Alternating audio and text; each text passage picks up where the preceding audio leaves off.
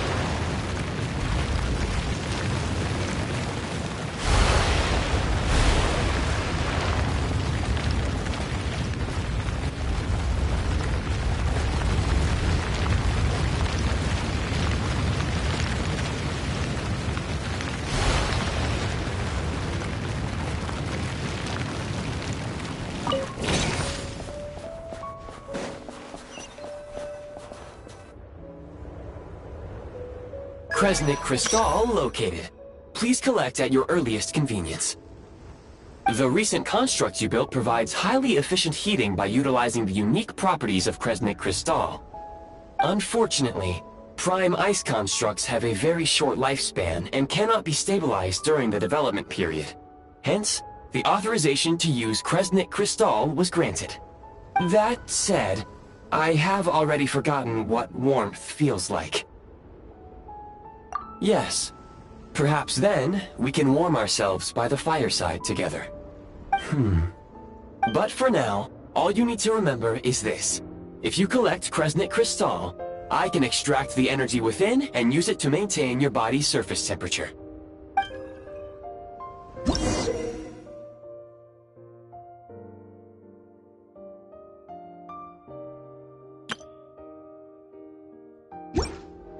Low power.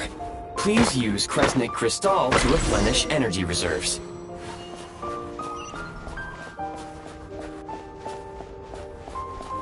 Signs of physiological activity detected in the distance. It is highly likely to be your travel companion, Paimon. Go. Go now. Be reunited and sing together. May all the people be united as one. May all of life rejoice in unison. Approaching the target location. Scanning for signs of life. Life forms detected. 2. Affirmative. However, that is not the reason for my confusion. According to my database, this location is a train station, meaning the number of life forms is unusually low. Real-time environmental data suggests that the train station may no longer be in use. But whatever the situation, please exercise caution.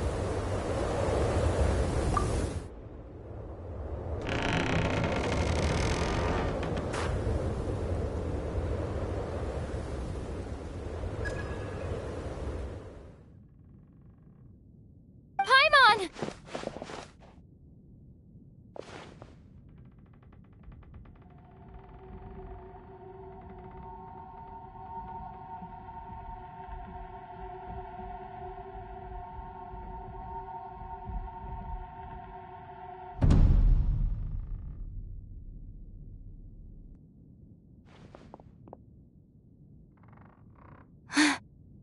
are you? Don't worry. She's only sleeping. You must be the Traveler. She called your name repeatedly while attempting to battle her way through the blizzard. Newcomers to Snezhnaya struggle to adapt to the sheer cold at the best of times. Lately, even the locals are suffering, with a powerful monster having summoned a bitter snowstorm. You two must be very important to one another. You should take more care not to get separated. Your eyes. Are you Conrian?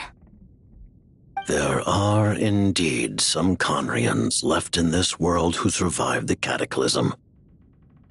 But I doubt that is news to you. It would be unwise to interrogate my identity here. Focus your attention on your travel companion instead. We will meet again very soon.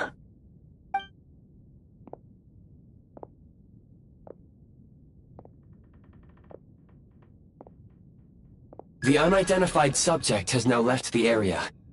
He appears to be an individual of great significance, but my search has yielded no relevant data. I will try searching the database again. Against the odds, your companion is safe and sound. The other person even left a blanket for her.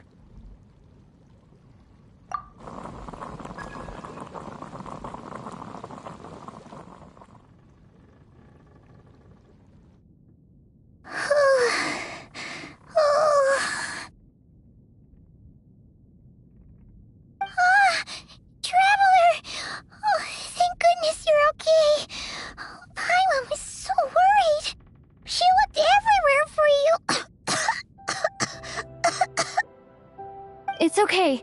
Take it easy. Are you feeling alright?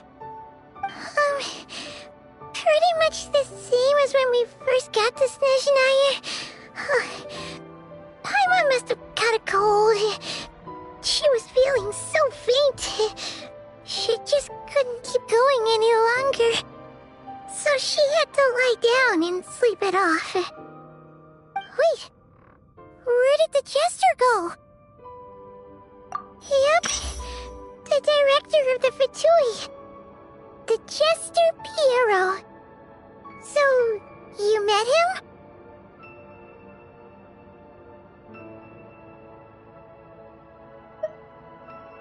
The Jester must know everything about the Tsaritsa's plans. But there's no way he'd tell me just like that. We might well have ended up clashing. Well, he was right about one thing. Right now, the most important thing for me is to take care of Paimon while she's unwell. He had no intention of explaining his motives, and he left in something of a hurry. Hey! What the... Who is that? It looks like... half a pair of goggles. How amazing! A self-aware, talking pair of goggles! Snezhnaya was once the land of the Fae. There are many ancient creations here that I'm sure would broaden your mind further still. Mind you, my database is also expanding as we speak. You must be a rare creature yourself.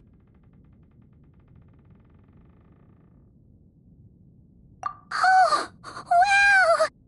Well, thank you so much. You've earned yourself some of Paimon's favorite candy. Oh, but by the looks of it, you probably can't eat that, can you? Goodwill detected.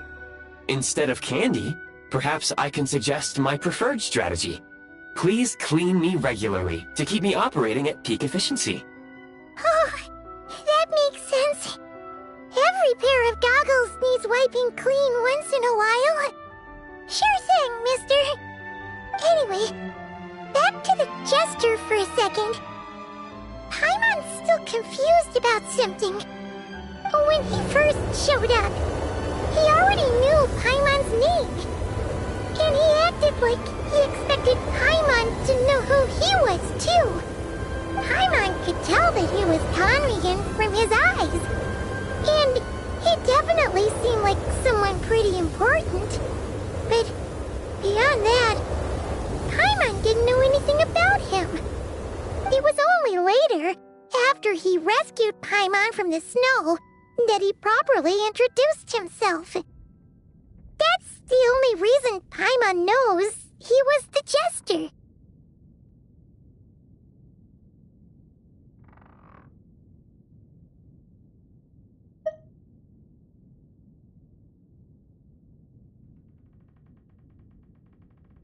Oh, seems unlikely. He ran into the snow following the sound of Paimon's voice, with a really anxious expression on his face.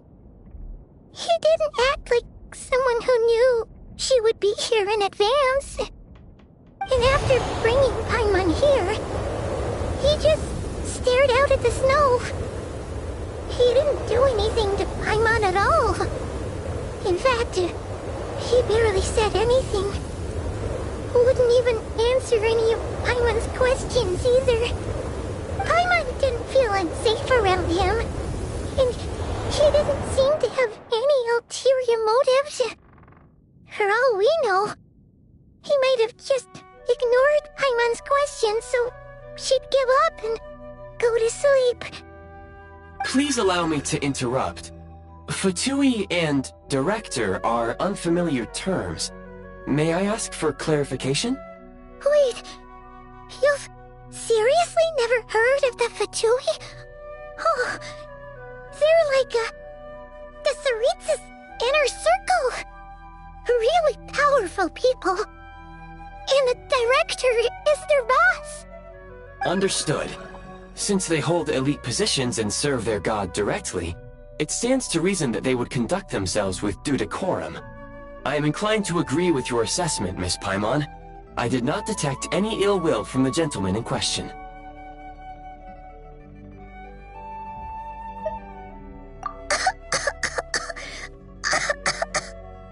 Sorry, I shouldn't have encouraged you to talk so much. Paimon, new plan. Let's get out of Snezhnaya for now. We can come back after the weather clears up and you're all better. The Jester mentioned that this snowstorm being the work of a monster is worse than most. Even if we made it to Snezhnograd, we'd still have to wait out the storm before we could do any exploring. Oh, well, it's really nice of you to look out for Paimon, but she doesn't want to hold you back. We were really psyched up for this journey when we first set off. Just think of all the burning questions we have. If we turn back now, who knows how long it'll take before we finally get answers. Further information is required regarding the monster situation. But objectively speaking, there is another, more pressing issue at hand. At this point, we have traveled a significant distance into the blizzard. Were we to turn back now, the road would be extremely treacherous, especially since we would need to travel on foot. If, however, we continue onward, there may be a better solution. Do you remember what I said as we neared this location? I told you that this is a train station. While it has evidently fallen into disuse for unknown reasons, the tracks remain intact. We can break through the blizzard and forge ahead by driving a train. That is the Snezhnayan way. There is a small town up ahead, which would be the perfect place for Miss Paimon to rest and recover. Paimon thinks Goggles here makes a great point. Let's do that! Oh, come on. Don't worry. Think of all the traveling we've done so far. When has Paimon ever gotten sick before? Practically never. 'Cause she's in great shape. Sure, she's a little tired right now, but it's sure to clear up on its own.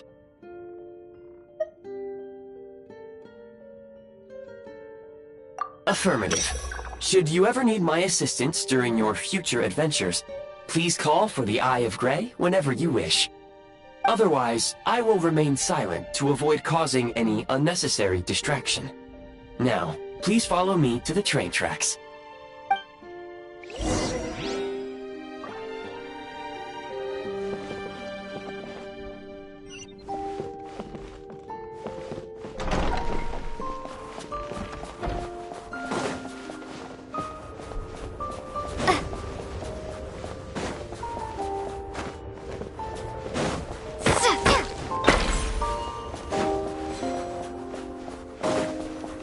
Please confirm when you are ready to depart.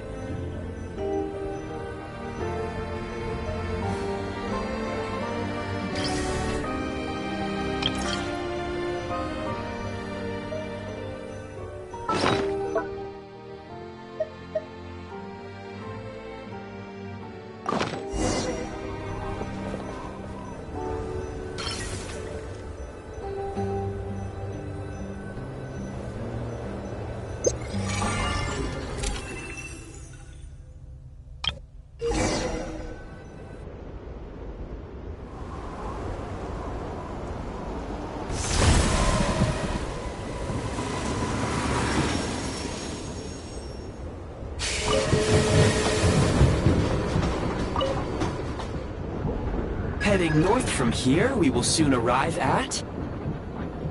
Wait, there's an error message.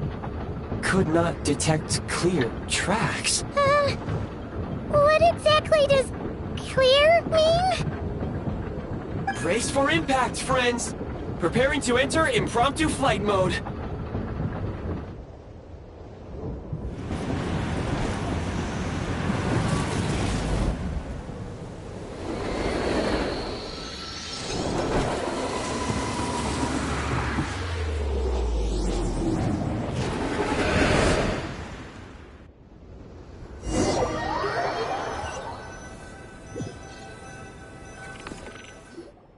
How strange. Not only was the station's status different from my records, but even the railroads and the terrain itself have changed substantially. Yeah. Thanks to your quick reflexes. My sincere apologies for putting you in danger. I'm afraid I'm as confused by all this as you are. Agreed. This is likely a consequence of outdated railroad data. The discrepancies between the old data and present reality are far greater than I anticipated. Fortunately, our crash landing has at least brought us much closer to the town. According to the data, anyway. Your data had better be right this time. I can assure you, it certainly is. Please look this way, and you will see a Kresnik's torch.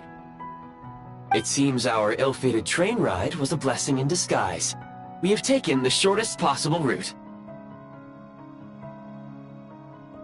Rest assured that I will take user preferences into account next time I plan a route. Next time, I will get it right.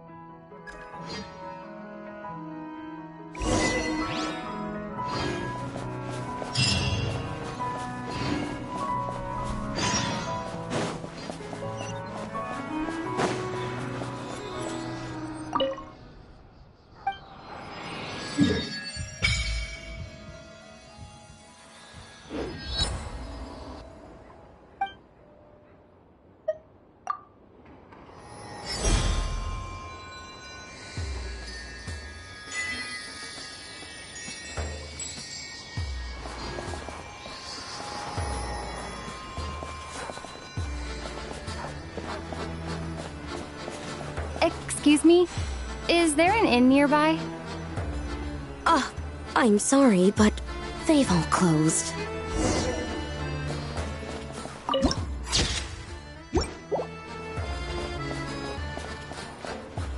Oh, sorry to interrupt. We're looking for a place to stay. I can't even afford to warm my own house, let alone run a business. Excuse us. Is there anywhere we can stay around these parts? I'm afraid not. You'll have to try your luck somewhere else. All we can do is wait for the next shipment of Kresnik Crystal to get here.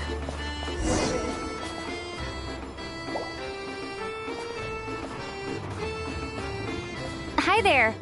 Do you know if there are any inns still taking guests in this town? Doubt it. They're probably all closed. No one has enough Kresnik Crystal to heat their own homes, let alone a business. Oh, what a bummer. I clocked you a while back. You adventurers or something? We don't get many tourists in inland Snezhnaya these days. Why is that? Because of the snowstorm? In part. But the bigger reason's Project Stuja. Since it's Her Majesty's will, we have to put up with it whether we like it or not. Oh, sorry. I assumed it was common knowledge by now. Basically, the Tsaritsa is planning something big. Something that requires an enormous amount of energy. Even if they used all the surplus Kresnik Crystal in Snezhnaya, it still wouldn't be enough to meet demand. So, the VII passed a resolution requiring all factories and households to reduce their energy consumption. The policy has thus been charmingly named Project Stuja, meaning bitter cold. Bitter cold? So, like, it's gonna be a cold winter, folks? You're all gonna have to find a way to get through it? That kind of idea? Pretty much. When you're broke, you scrimp and save. When it's cold, you huddle together for warmth. There's always a way to stretch things out to make ends meet. Trouble is, if you stretch someone out like an elastic band for too long, who knows if they can ever bounce back. You know what? Come with me and see for yourself.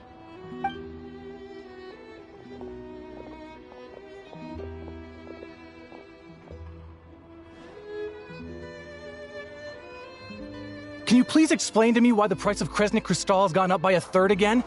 Even as our purchase quota has gone down. You only come here twice a month. This won't even last us a week. The supply and pricing of Kresnik Crystal are based on current production volumes and price data. We VII are only responsible for delivery and security. I'm not in a position to explain to you how the figures are calculated, but I assure you, they are as fair and reasonable as possible. Oh, so our lives mean nothing to you? How can you expect anyone to survive a single night in this weather without heating? Since you insist on making me repeat myself every single visit, I will remind you again. There is no monopoly on the trade of Kresnik Crystal. You are free to purchase the shortfall from elsewhere on the market. What market? Nobody else is selling! And when they do, they charge 8 times the normal rate! It's robbery is what it is! Which is why the Snezhnegrad VII passed a resolution to support border communities, without which you wouldn't even be able to buy crystal from us to begin with. So if you're here just to argue, move aside and let the next person in line come forward. Everyone's feeling the cold here. You... All right, everyone, let's calm down for a second. A few words, if I may. We're all subjects of Her Majesty the Tsaritsa, and I'm sure every one of us is dedicated to her great cause. We all know how cold it is. And the more it snows, the harder life gets. Everyone's struggling already. Let's not make things even more difficult for each other. But Liaison Shishkin, there's clearly something wrong with this quota. I have a family in Marepasak who tell me they can buy at least double our crystal allotment. Oh, believe you me, I had the same reaction when I first saw the numbers. Couldn't believe what I was reading. I even wrote a letter to confirm the true figures, but I'm afraid the quota really is as low as you've been advised. Still, you must understand that calculating these energy quotas is a complicated balancing act. They have to factor in population, town size, industrial application. Our top priority must be to keep the largest Kresnik's torch burning continuously. Only then can we sell the remaining crystal for household use, and in doing so, we must make sure that everyone is treated fairly. As our VII comrades said, they are only responsible for delivering the goods. They need to keep accurate records, and they do not have any authority to modify the rates or quotas. That's right. Our duty is to do things by the book. Tell you what, listen. I know how anxious and upset everyone is. As a matter of fact, I was just discussing it with the mayor. What we can do is open the lower combustion chamber of the Kresnik's torch to the public. You can come to me directly to register, and I will allocate time slots accordingly. I can't guarantee there'll be ample energy for household use. We can at least make sure you'll be able to boil water and cook food each day. Let's hang in there and make this work together, all right? Fine. I don't see any alternative. So, this is Project Studia in action, huh? Oh, no wonder nothing's open for business. People are barely getting by.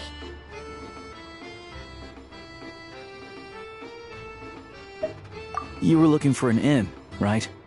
For your, Fae friend? Oh, Paimon's not a Fae. Just Paimon.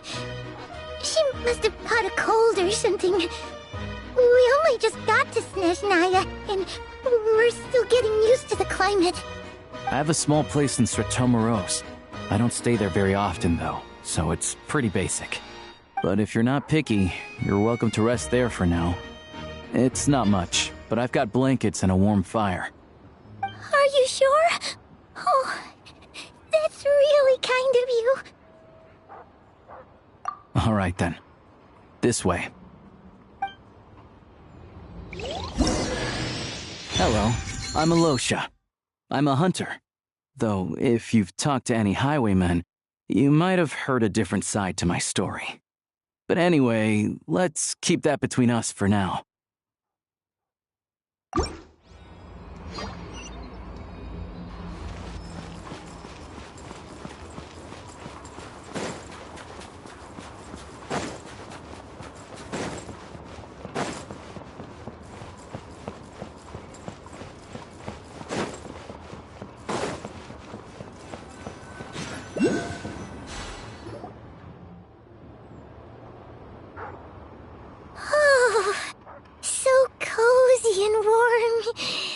Paimon's getting nice and toasty. Oh, wait. Paimon only introduced herself so far, didn't she? This is Paimon's best friend, the Traveler. Good to meet you. I'm Alosha. Most travelers find the Snezhnayan climate to be a shock to the system at first. But as long as you keep yourself warm, you should be fine. Still, you should keep an eye on your condition. When people are too quick to dismiss a cold, it can easily end up turning into something more serious. Don't say that! Paimon's too young for chronic health issues.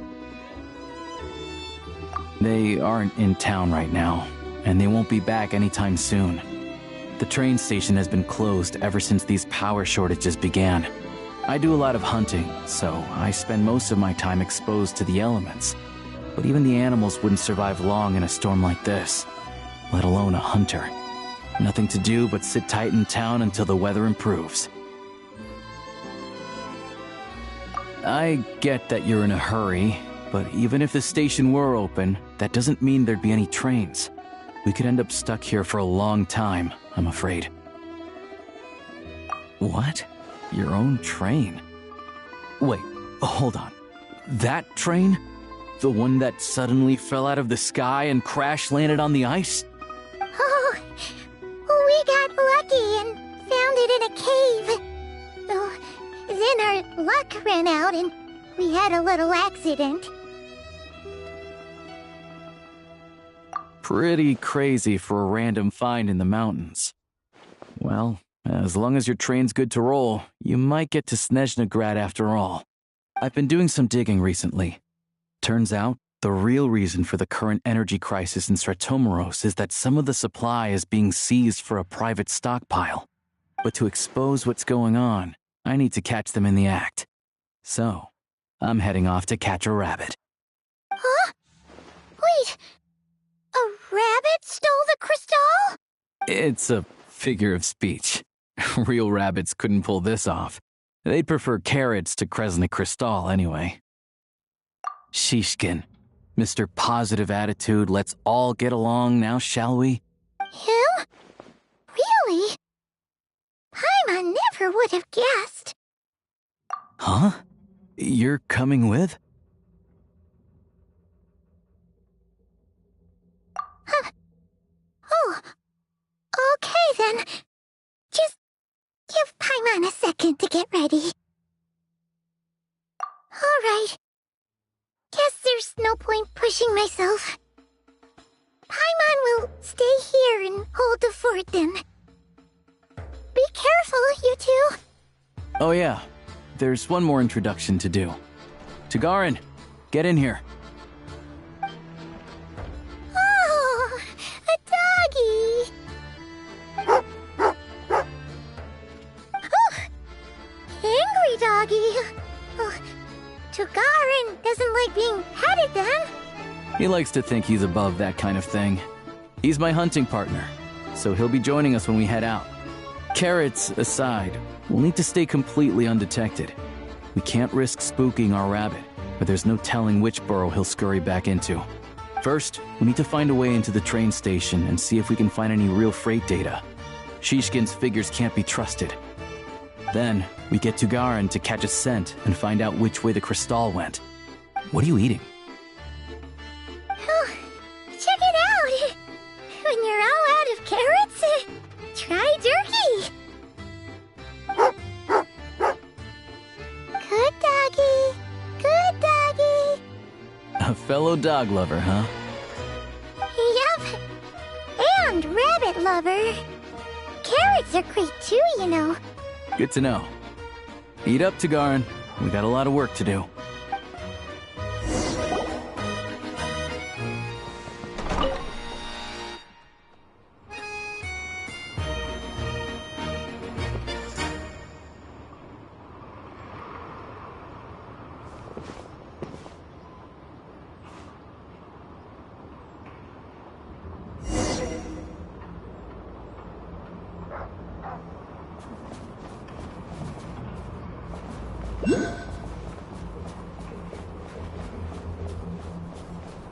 Wait.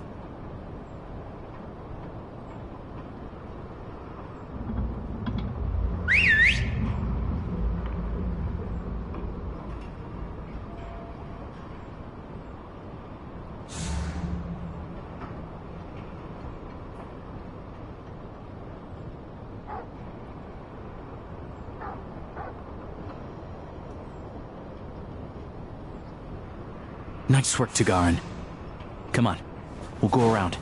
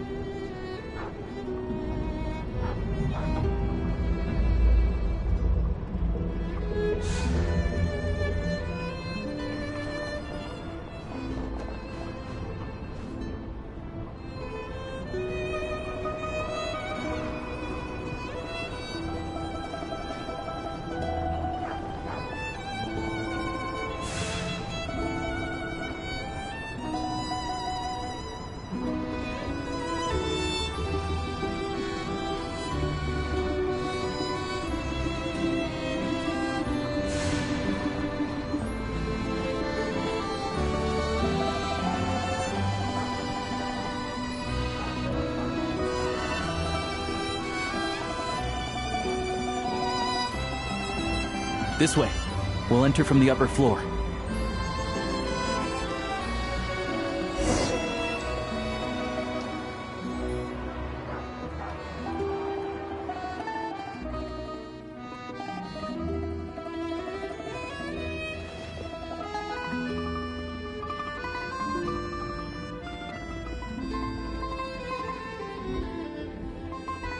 There we go. A freight list. Straight from the VII. So Shishkin won't have had the chance to doctor the figures. Looks as new as the day it was printed. I guess no one bothers reading these unless they have ulterior motives. Yeah, this is all we need. Come on, let's get out of here, then go track down the crystal. Tugarin's a keen hunter, and catching rabbits is his specialty.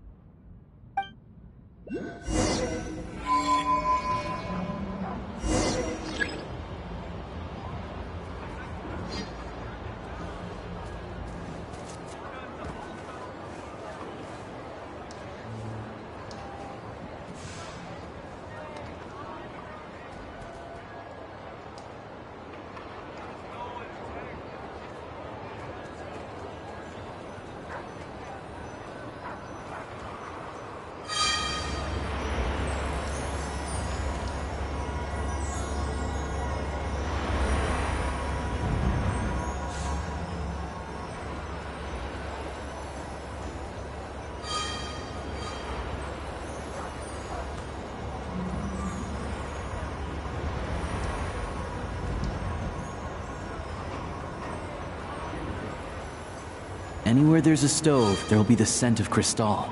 That's normal.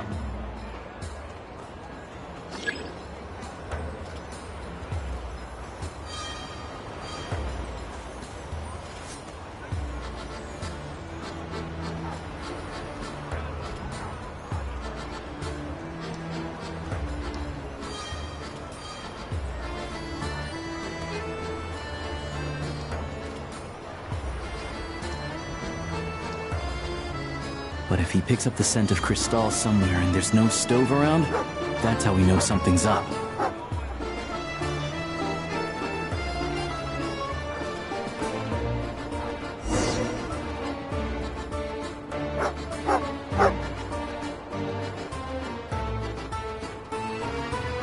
This must be the rabbit's warren. Good job, boy. Sure enough, there's a tunnel. You stay here and keep watch. I'm gonna take a look inside.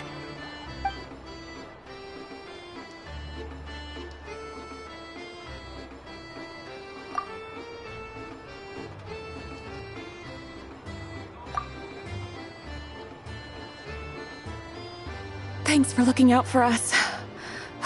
Things are getting tougher by the day. No need to thank me. It's my pleasure. Sure as Her Majesty the Tsaritsa watching over us, every sacrifice will be worthwhile. Let's grit our teeth until the blizzard passes. These days of hardship will be over soon. Maybe for everyone else, Liaison Shishkin. But for you, the hard times have only just begun.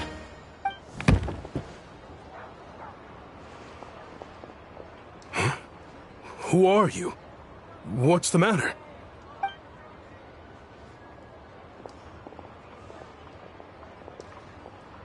I just had a question for you. Why, when times are as tough as this, would someone hoard more Kresnik Crystal than they could ever use? All the crates here are from the most recent shipment, but they weren't brought here for sale. Instead, they were secretly stashed away. Would you be able to shed any light on the situation, Mr. Shishkin? Me? Why, I have no idea. But look at how much there is. It's quite a godsend. Now there will be plenty to go around. This godsend was found in a cellar adjacent to your residence following a tip from Mr. Alosha. And this is only a fraction of what we found down there. We're still taking a full inventory. The official figures will be finalized shortly. I've always been grateful for your efforts to mediate between us and the townspeople of Sretomaros. But now, Mr. Shishkin, it appears you were the source of the conflict all along. How could you do this to us? We trusted you to have our backs. You've been lying to us this whole time? Hey, I owe you all an apology. I'm sorry. I'm so very sorry. This isn't who I am. Please believe me, this was a one-time mistake that I will never repeat. We all know how difficult life has been since Project Stuja came into force. Energy is an increasingly scarce resource. People everywhere are getting desperate. But some places have been hit harder than others. I grew up in Alatir, a small village with no train station. Deliveries of Kresnik Crystal have ceased there entirely. If nothing is done, they're all going to freeze to death. You know as well as I do how downright impossible it is to buy Crystal these days. The thought of my poor mother and father, with no one to help them, I felt so afraid. I watched as energy grew scarcer by the week, all the while knowing that their lives were at risk. Then one day, I looked at the Crystal shipment in front of me, and a terrible, selfish thought entered my mind. Looks like I'm just not cut out to be a criminal. I'm so sorry. Once the Fatui have finished their count, you'll see that the numbers match their waybill.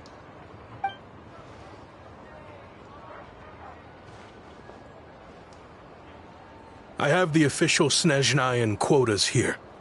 Anyone who has already purchased energy, please make your way over here to correct your transactions. I'll make a batch purchase of Crystal worth 3 months' salary for you all to use free of charge. As for Alatir, I'll think of something else. You don't have to go that far. Yeah, owning up to your mistake is enough for me.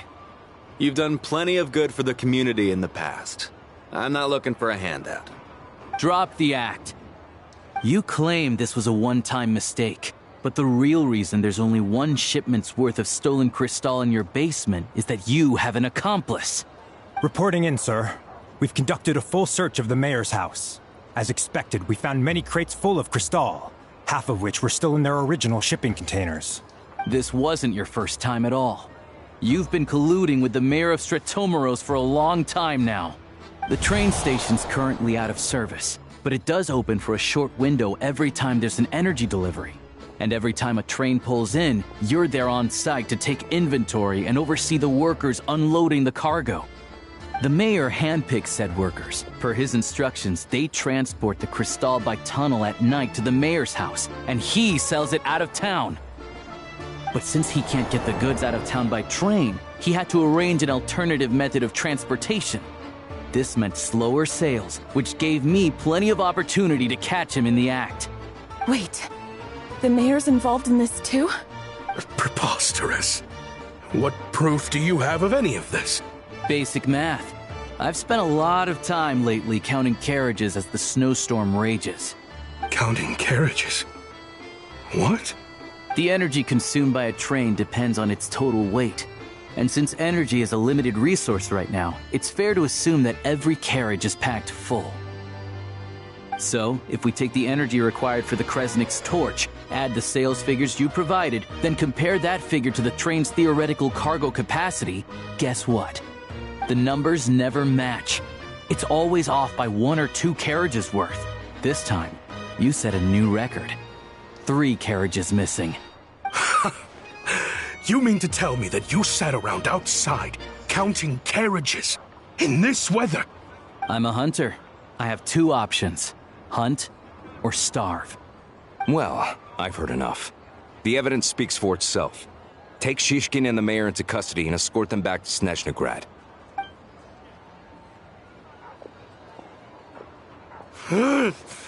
You cocky little brat! Ruining my business! Just you wait.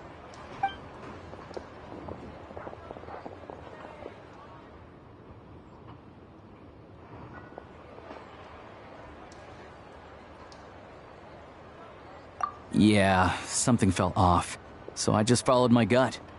Math isn't my strong suit, though. I'm lucky my dad made me learn enough to get by, but all this number crunching was a million times harder than the aim and fire work I'm used to. Thank you for your assistance. You're a brave lad. Shishkin was quite the cunning criminal, as I'm sure you can tell. He did all of this right under our noses, and we never suspected a thing. A wolf in sheep's clothing.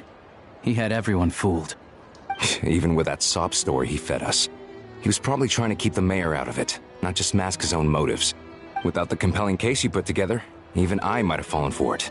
Alosha, was it? Tell me, are you really a hunter? We can go find some wild animals if you want. I'll fire off a couple of shots, and you'll see whether I'm the real deal. I didn't mean to cast suspicion on your identity. It's just... well, I'm sure you've heard of the Rokot.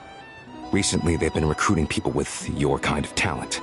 They hide in plain sight under false identities, working against Project Stuja, sometimes directly opposing the Tsaritsa herself. They aren't a violent organization, and their goal is to improve the lives of the common folk. But still, as a member of the Fatui, I wouldn't be doing my job if I didn't keep tabs on them. First I've heard of this. I don't really keep up with what goes on in the city. All I know is, people who don't mind their own business in the city end up paranoid about everything. As for me, I just couldn't stand Shishkin. I'm from Alatir myself, and I can tell you, nobody's lived there in years. Why would an abandoned village need crystal? Of course, no one really cares about the fate of that place. I'm guessing today is the first you've heard of it. I see. It does sound quite tragic. Really. Well, thanks again for your assistance, and your friend here too. I will report this incident to Snezhnegrad. The Fatui will take over energy distribution until new officials are appointed. We'll also ensure that the train station resumes normal service as soon as possible. Looks like it's my turn to brush up on math now. I never liked it as a kid either.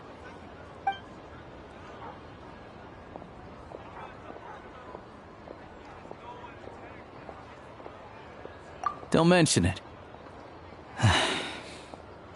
Isn't the soldier overseeing the delivery supposed to verify the quantity of the goods? Was he just careless? Or was he being paid off too? Who knows? Excuse me. I'll take a share of Kresnik Crystal too. Thanks. I need to take a detour before we head back.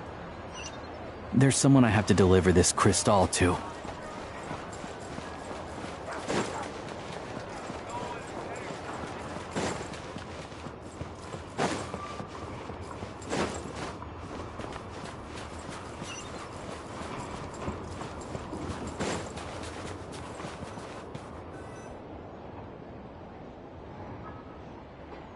Hang tight for a moment.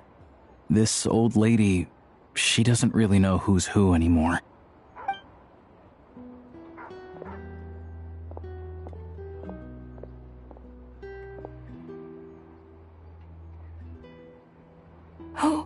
Oh, grandson.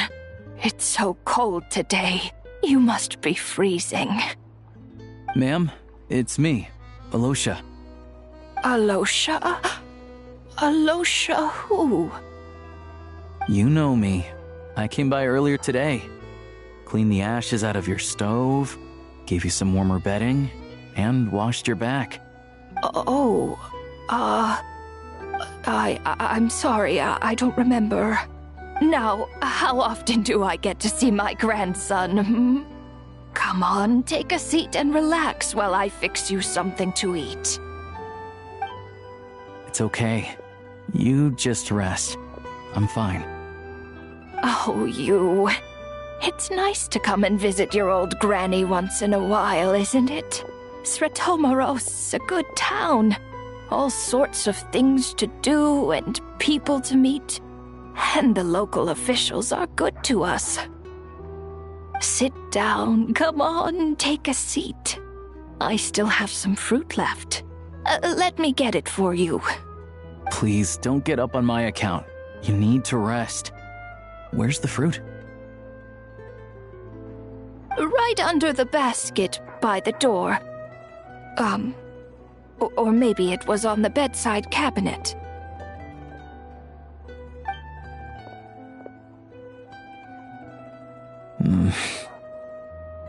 Well, grandson dear, do you like it?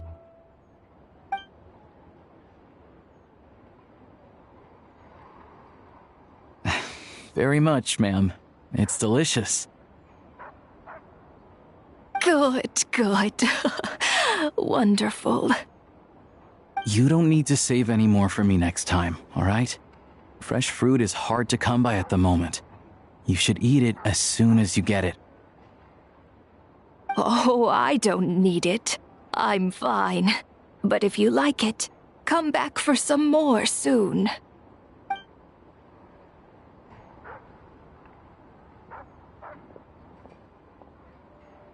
Some kind soul must have given these to her. But she always saves the nicer things for special occasions. I met her at the market back before her health began declining. She was a lovely old lady. We're from the same hometown. Not many people have heard of Alatir. And if they have, it's usually for all the wrong reasons. There's a gang of highwaymen that came from there. Now that it's an abandoned village, it's rare to find anyone who shares fond memories of our hometown. So after we got talking and realized we were from the same place, we decided to keep in touch by letter. I first learned of Sretomaros' energy supply problems from a passing comment in one of her letters. Then, after her health went downhill, I started visiting more often to check in on her. The town's been in decline for a while now, but because of her memory problems, she thinks of it as the bustling, prosperous Sretomaros still in its heyday. That said, I kinda appreciate her optimism. there's not much of it going around in this world of ice and snow. It's fine. Everyone grows old. In Snezhnaya, some people believe that in your final moments, you'll sense a familiar presence by your side. You turn to look at them, but their face is blurry. So you focus hard, trying to make out who it is. And when you finally see their face, the Grim Reaper reaches out and takes your life. She still calls me grandson, though. So at least I'm not a blurry face in her world just yet. Come on, let's get back and see how Paimon's doing.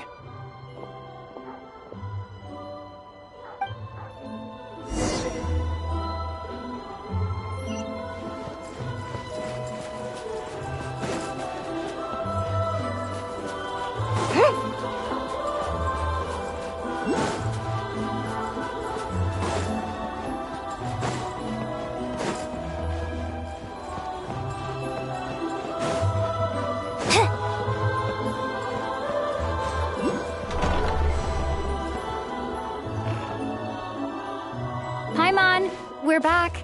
Are you feeling any better? Yep. Paimon's not cold anymore. But she's still a little dizzy. Flying probably isn't a good idea right now. Paimon might lose her balance. But Paimon's sure she'll be fine. It's probably just from getting hit on the head by that pile of snow when we first arrived in Snezhnaya. Her complexion's looking much better. Let's keep an eye on her. Sure. But enough about that. How did everything go on your end? Are you all set? Did you have any trouble? I'll explain. It's a bit of a long story.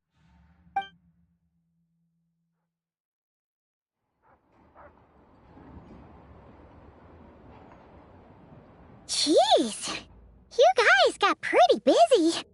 Sounds like the liaison officer and the mayor were running quite an operation. Good riddance to both of them. It's a good thing you managed to catch them. So, you said the train station will open again soon, right? And everyone has enough crystal now? Yeah. Well, enough to survive at least. Project Stuja isn't going away anytime soon. People will still have to scrimp and save to make ends meet. Don't know. The goal of Project Stuja is to gather energy for the Tsaritsa, but no one knows where that energy's going. It's never been made public. The thing is, we were told that the project would only last for 6 months, but time and time again, they keep extending it. Extending it? Does that mean the Tsaritsa's plan isn't going very smoothly? That's what everyone suspects. In principle, any proposed extension needs to pass by majority vote in the Snezhna Veche. But even though opposition has been growing, any detractors end up caving in to political pressure from the rooster, Pulcinella. He's the chair of the Snezhna Veche and a key figure in the voting process. He has the backing of many powerful and influential people. How come the Fatui are picking on ordinary people even here in Snezhnaya? I don't see it like that. Fundamentally, the Fatui will always think and act in the Tsaritsa's interests. But that doesn't mean they don't care about the plight of the common folk. The only reason Sir Tomro still receives crystal shipments is because of a relief proposal put forward by the rooster himself. Then there's the Fatui soldiers providing support in every corner of the nation. Even the Northland Bank provided some mora for disaster relief, and they're as conservative and indifferent as they come. It's just that the rich and powerful in their fancy palaces live in a completely different world from us. There's always going to be some conflict when those worlds collide.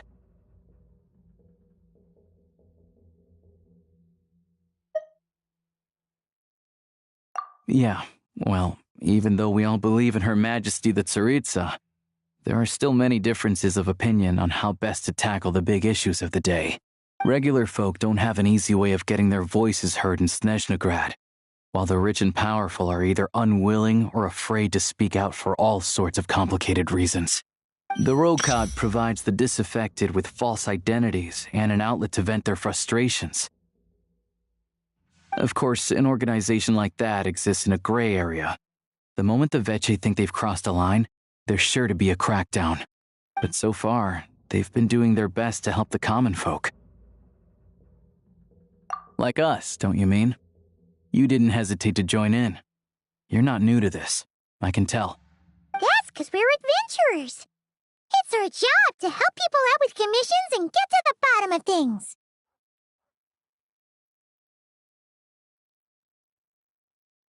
Sounds like we're going to get along. So, what's your business in Snezhnegrad? Aside from taking your friend to see a doctor, of course. I want to meet the Tsaritsa. It's complicated. I've had run-ins with many of the Harbingers along the way, and I really need to know what the Tsaritsa is up to. Her ultimate goal, what the Gnosis mean in all of this. Since I've made it this far in my journey, I have to find the truth, whatever it takes. Wait, so... No way. Are you who I think you are? Sounds like you've heard of us then. We're getting more famous by the day.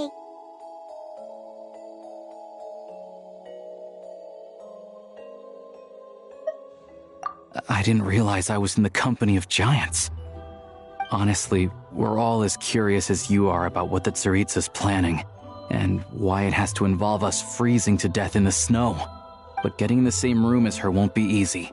The common folk aren't permitted to meet her at the best of times, and right now, she's probably not even in Snezhnegrad. Word is, she's heading east on a campaign to slay a monster. Yeah, so you've heard of it. A wild, unpredictable monster with the power to summon snowstorms.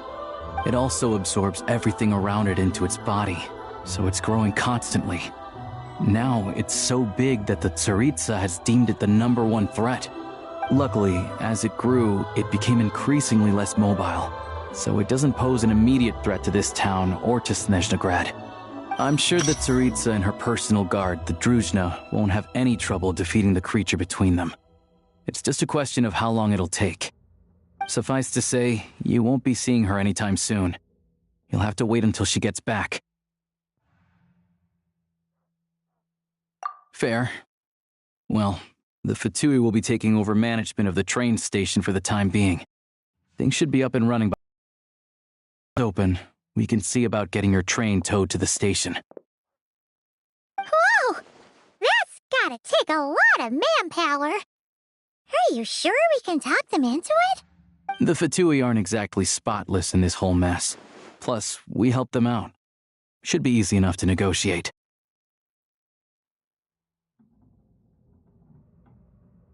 As far as I know, all the paperwork is dealt with upon manufacture. I've never seen anyone check it, so I wouldn't worry.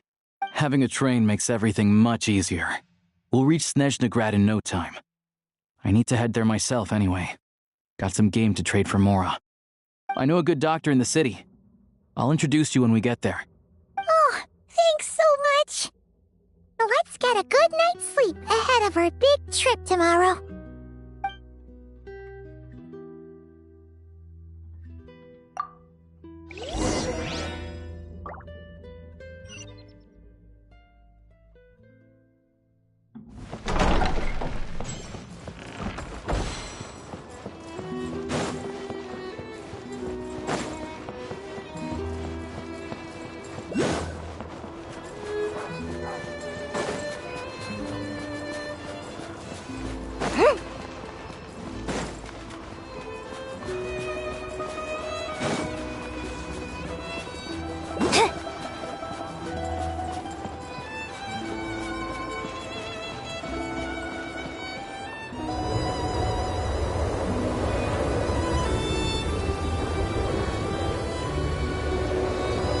Drive carefully, all right? You don't want to end up in this situation again. Also, I don't think I've seen a train like this before. Is it a new model or something? Not a fan of small talk, are you? Anyway, take this. It's an up-to-date map of the Snezhnayan rail network. All the track switching is automated. So, as long as the train's moving, you don't need to worry about collisions or anything. We'll leave you to examine the train's conditions yourselves. Fingers crossed nothing's broken. I doubt Sratomaros has any engineers with experience working on this model. Shouldn't be a problem. Thanks for everything. All right then. Have a safe journey. And make sure to check everything's working before you set off.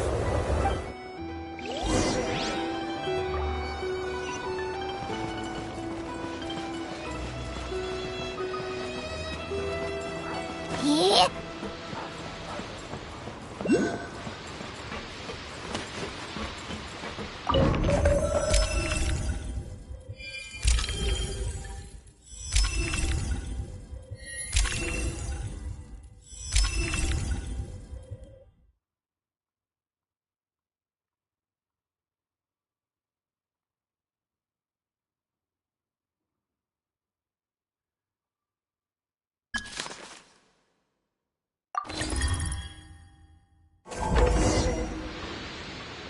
Alright.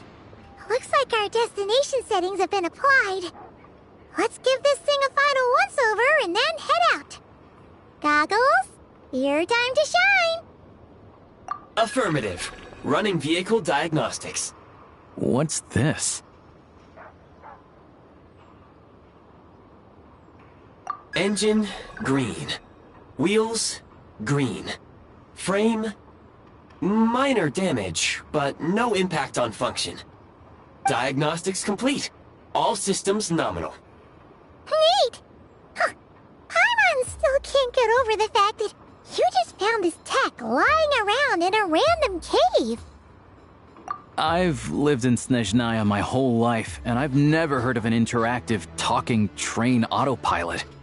Strictly speaking, I wasn't designed purely to drive trains, though I doubt you have any interest in navigating the practically unreadable operator's manual yourself.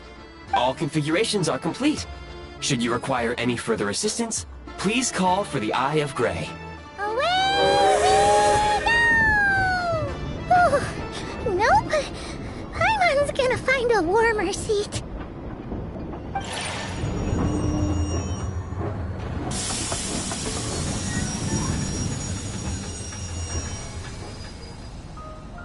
Huh? What's going on?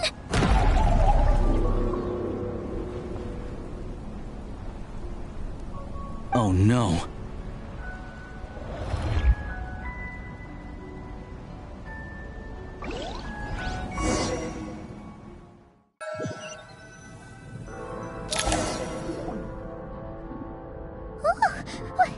What is this place?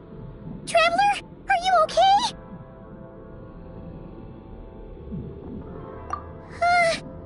Paimon's still airborne, but it feels like swimming through thick, gloopy water. It's horrible! Just our luck. Of all the things that could have gone wrong. Alosha, you're Snezhnayan, right?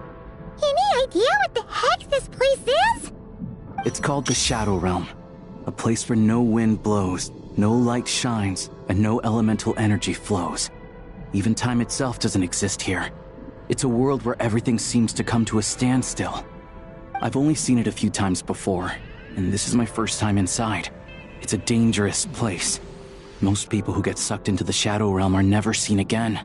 And the few who do make it back, they're never quite the same. Huh?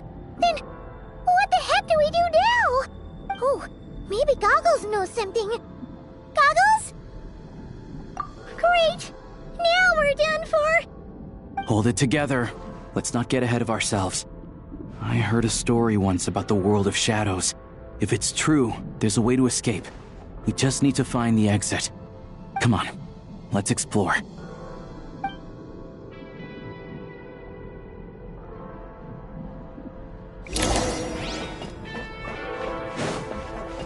Look at these Fatui! It's like they've lost their minds! Their shadows have been devoured. They're no longer amongst the living.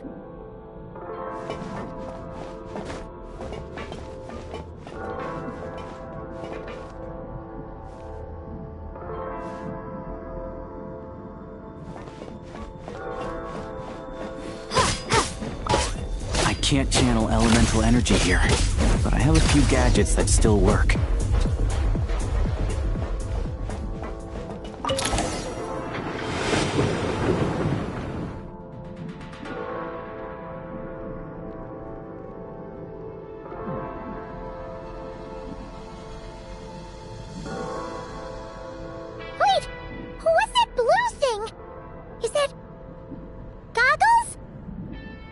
Guess we'd better find a way over.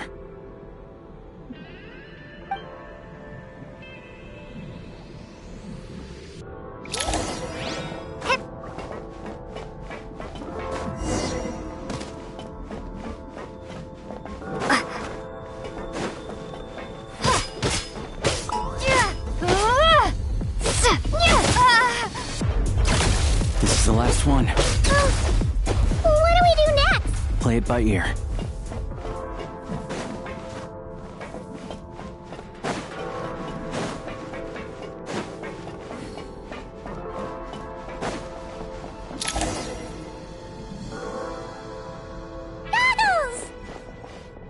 Hello. I am glad to see the three of you safe and sound. For now, at least. But things aren't looking too good. Correct. We are now inside what is known as the Shadow Realm, the darkest space in the shell, where even the Most High is loath to cast its gaze. Time and space hold no meaning here.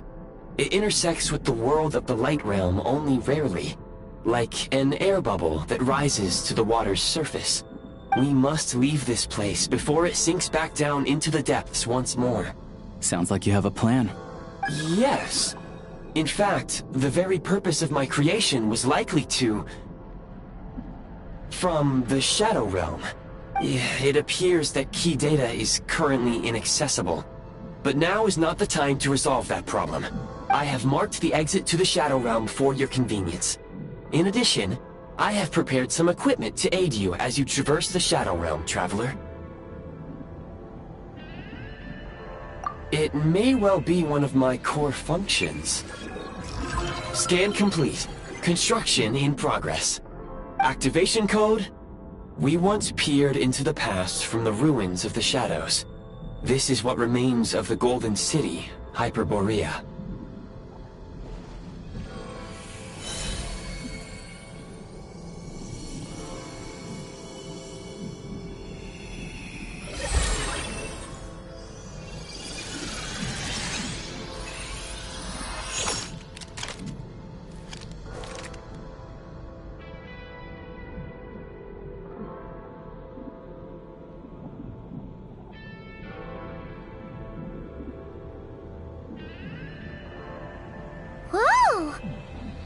Now go. Arm yourselves with weapons of the spirit. Bring down the walls of the stronghold, and extinguish the flaming arrows of the wicked. Is this a gun? In the Shadow Realm, where humans cannot channel the elements, there once was one who, after much research and many attempts, found this to be the most effective means of attack. Let's go. We don't have much time.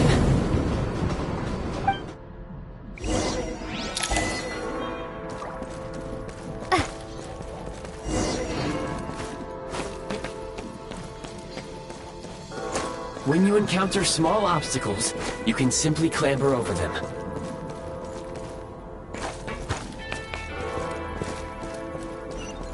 You can slide to navigate through low, narrow tunnels.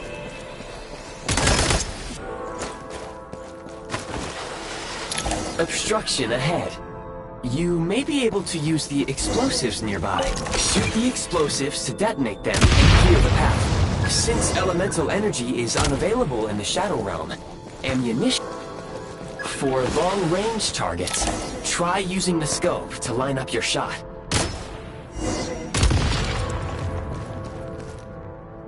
Many hostile units approaching.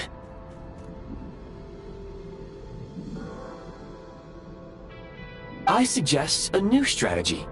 Take cover, and pick them off one by one.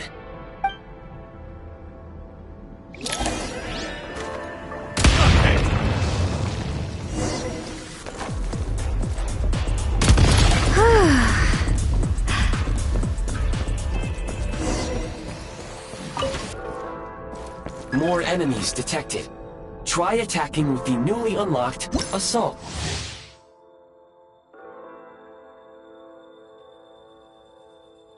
Function. Fall back. Where's the...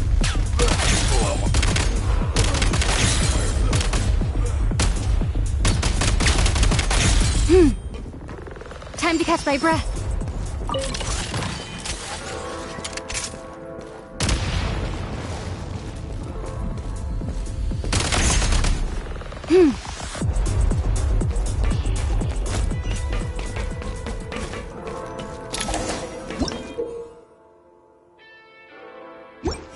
Aim at the freeze mark and pull the trigger to move using the rope.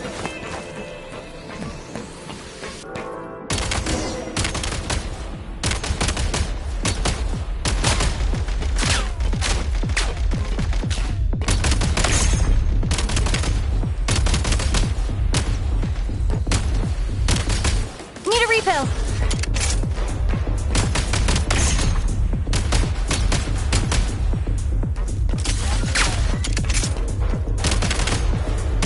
Some supply points can restore a small amount of stamina. Press on.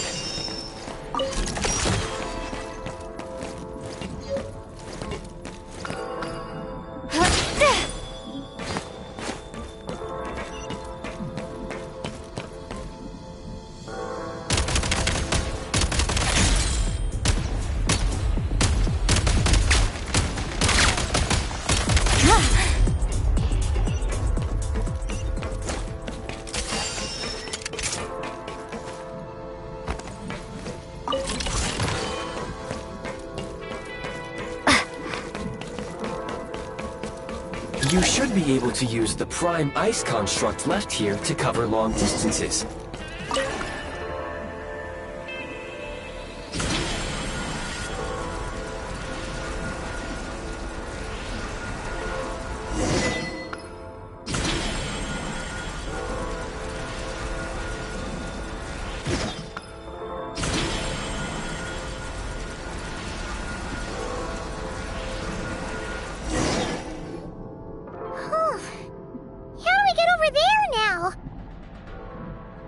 I recommend using this grappling gun. Such devices were originally used to secure structures in the Shadow Realm. If you detach the connected hook, the grappling gun will automatically fire a rope to another nearby hook. Okay. So, we just remove this hook, right?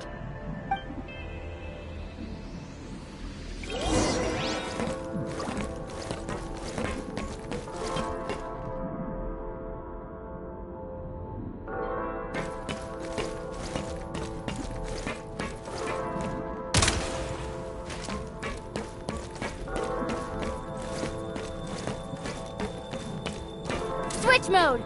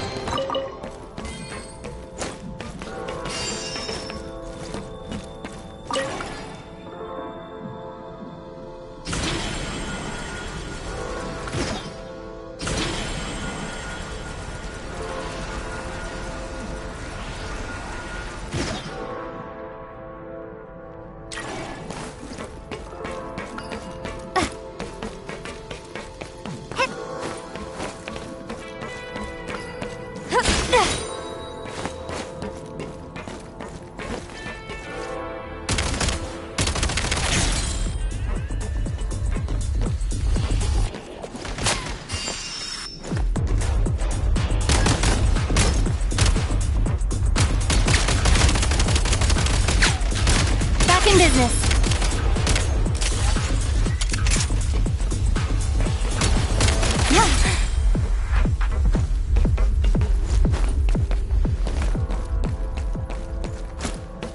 Sprint at the prime ice launcher to reach high places with ease.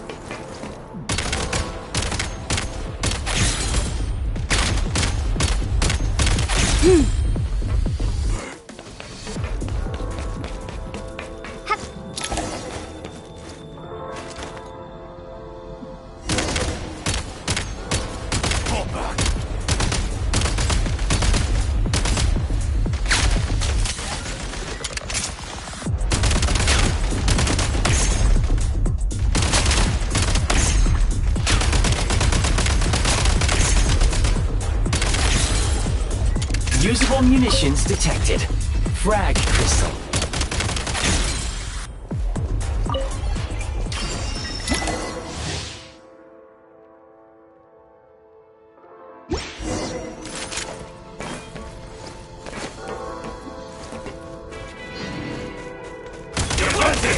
Can't take much more. Taking cover. You dare me.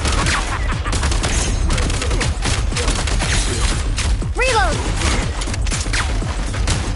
Reloading. Can't take much more. Yikes!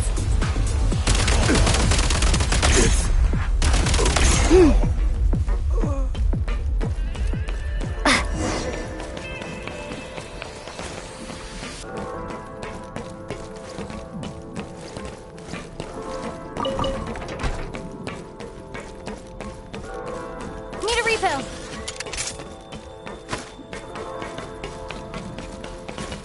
Whoa, careful! Shift your center of gravity and slide down.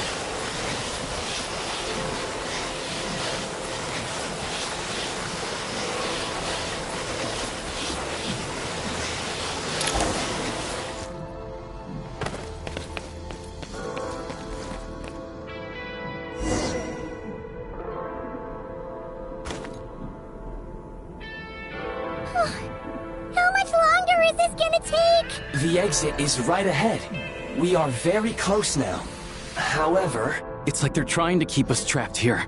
That platform and the carriages are swarming with undead Fatui. Guess we gotta storm through.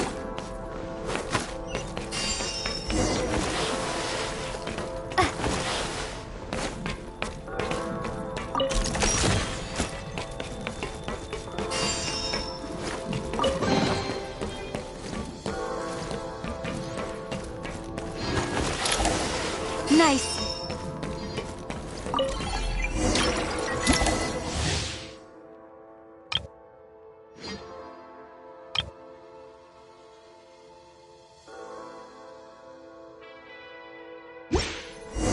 You may find switching to assault mode makes your attacks more effective.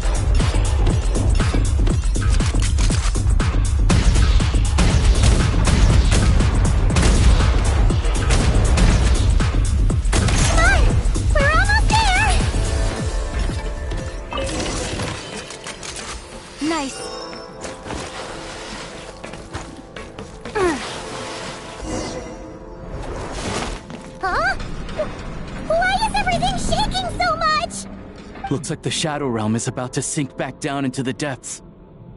The exit is right here. You mean this weird bubble thing? Wait, how exactly do we... No time to think. We just gotta go for it.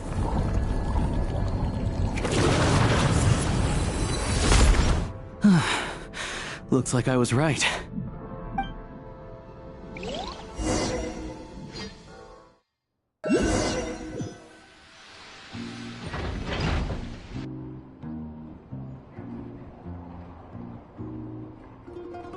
believe the Shadow Realm manifested right on the railroad tracks. It's almost unheard of. Lucky we made it out. All thanks to you and that awesome gun. Ah, so you have heard of the Golden City before? Yeah, it came up a whole bunch in Nokrai. You're a pretty neat surprise in that sense, aren't you, Goggles? We had no idea they left cool gadgets like you behind. Make no mistake, it was a team effort. For a first-time firearm user, your performance was quite outstanding, far beyond my expectations. As Alosha said, it is highly unusual for the Shadow Realm to manifest in a place like this, but we should still watch out for similar dangers ahead. Let's hope not. If anything else goes wrong with this trip, Paimon's gonna have train trauma for life. The Shadow Realm can appear anywhere, not just on the railroad. I am simply advising that we take sensible precautions.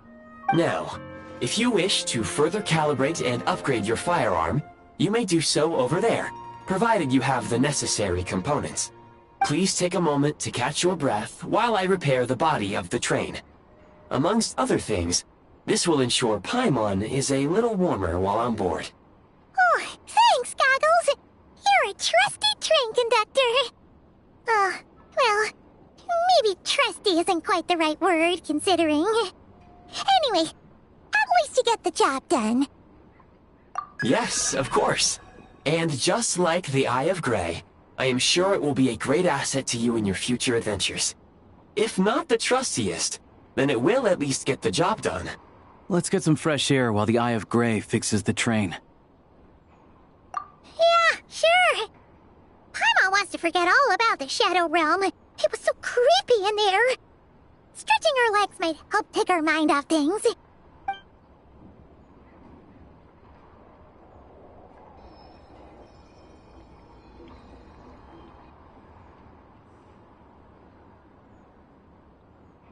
It's so quiet here for a train station. Not a person in sight.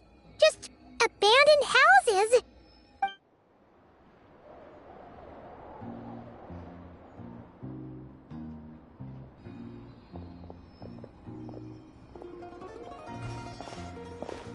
Huh?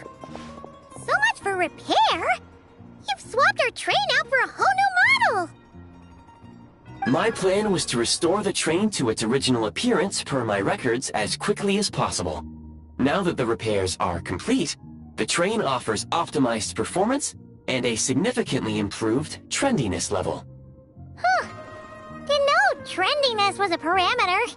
According to my calculations, parameterization is the most effective way for the Eye of Grey to understand trendiness. Hyperborea, huh? I'm sure I've heard of that in a story somewhere. What an incredible little gadget you are.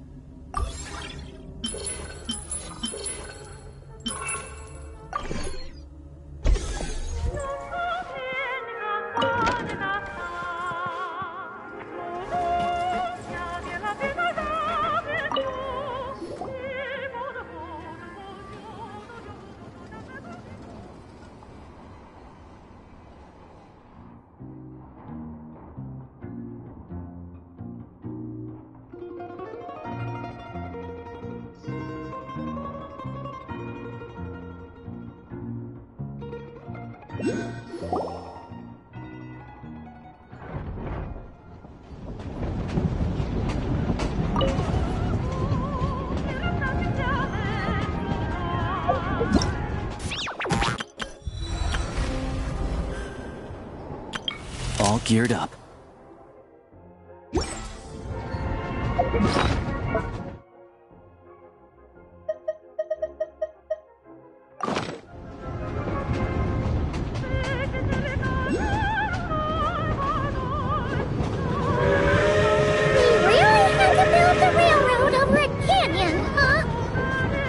You might want to avoid looking down if you're afraid of heights. No, it's not that. Paimon's just praying that we don't have yet another accident.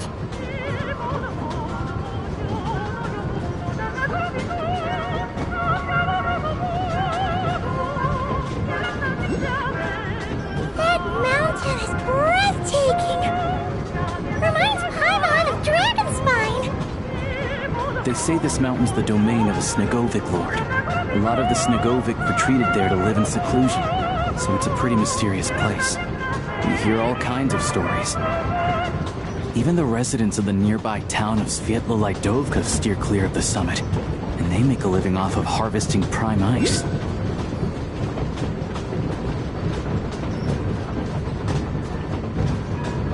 Look, Snezhnograd's just up ahead.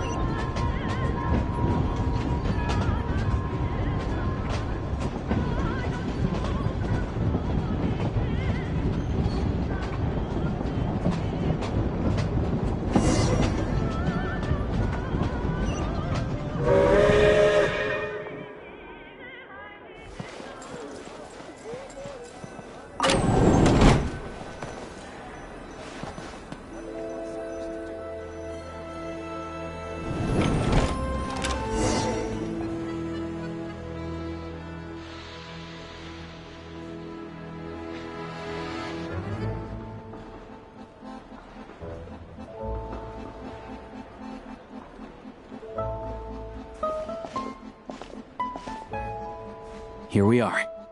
Welcome to Snezhnograd train station, the biggest transport hub in the nation. Wow! It's so majestic! Just flying from one side to the other would probably leave Paimon out of breath! It's built for maximum efficiency, but yes, transferring trains here can be a little tiring. In the future, you can use this train station to travel anywhere you want in Snezhnaya. For now, though, come with me. Let's get Paimon checked out. This way. There's a lift car that goes straight to Sapoliarny.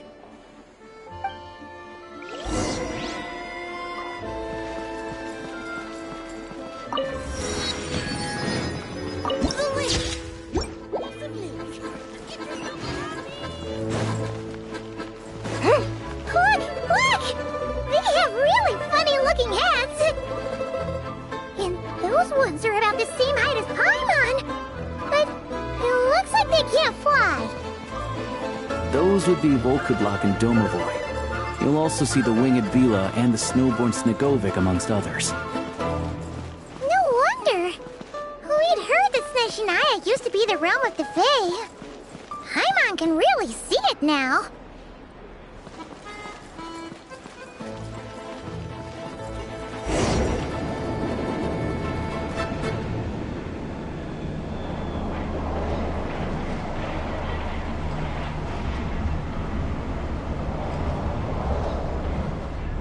To the left is the market of Zolny. They sell everything there. You can often find some nifty little trinkets. To the right, you'll see the Korolyevsky Theater in the distance. Look at that! Incredible! Hey, you want to build a snowman? Lumi can come help out. No need for the hammers!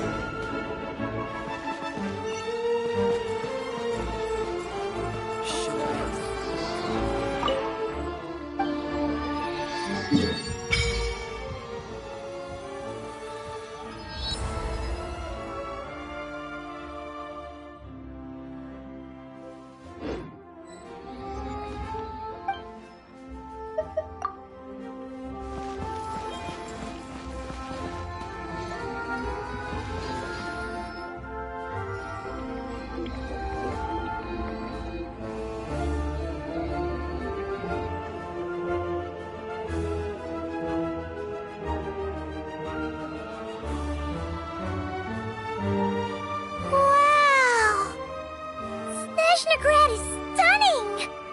Seeing it with our own eyes makes all the trouble we went through to get here worth it! I found it pretty stunning when I first came here too. But I soon found out that stunningly beautiful means stunningly expensive. The prices here are crazy. I'm just a small-time hunter, so Zolny is where I spend most of my time. This way will take us to Podvorier restaurant. They offer food and lodging there, so you can get settled in while I fetch the doctor. Is that gonna be stunningly expensive too? Yeah, I mean, there are places to stay in Zolny, but I highly doubt they'd meet your standards. Most of the stoves are out of crystal, the windows are drafty, and at night, four-legged roommates come out to play, sharpening their claws on the roof beams and floorboards. Yep, no way. Not a chance Paimon's staying anywhere like that. Maybe we can split the cost of the room between us? Paimon still has some savings left. Fine then. It's your treat. Paimon will save her money for buying a nice little cake. Don't worry, you'll get some too.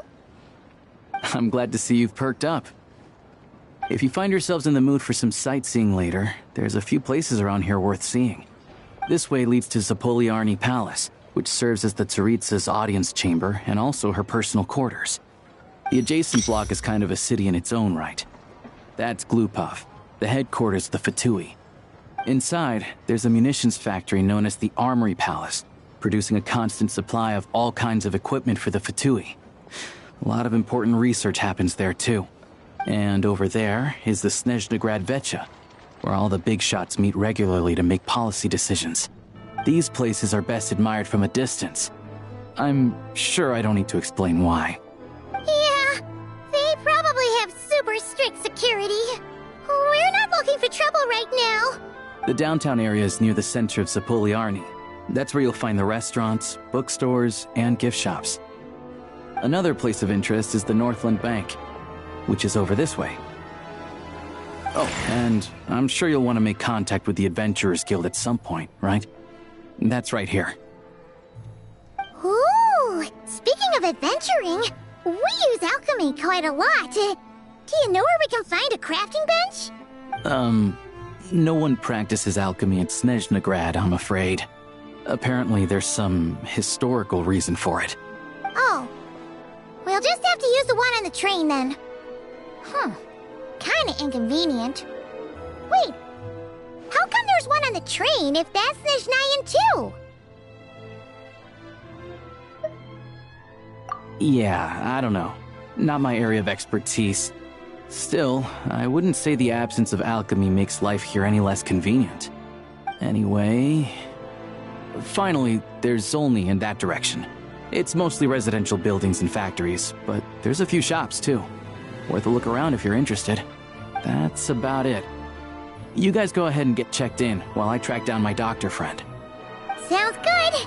Thanks for all the recommendations. It'll be good to get out of the cold wind.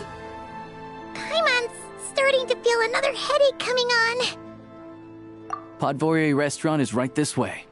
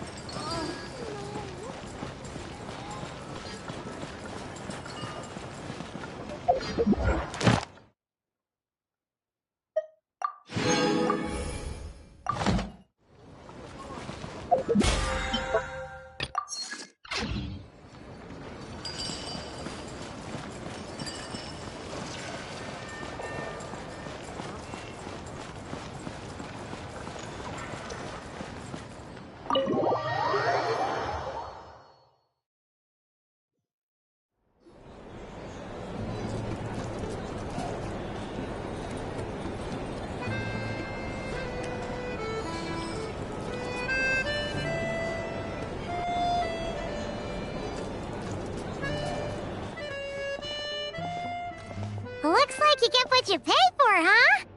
Paimon likes this room a lot. better now that we're out of the cold. Oh, thanks for taking such good care of Paimon.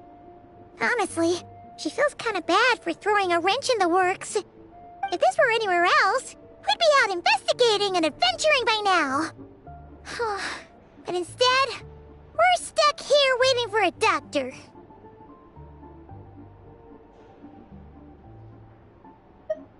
You're right.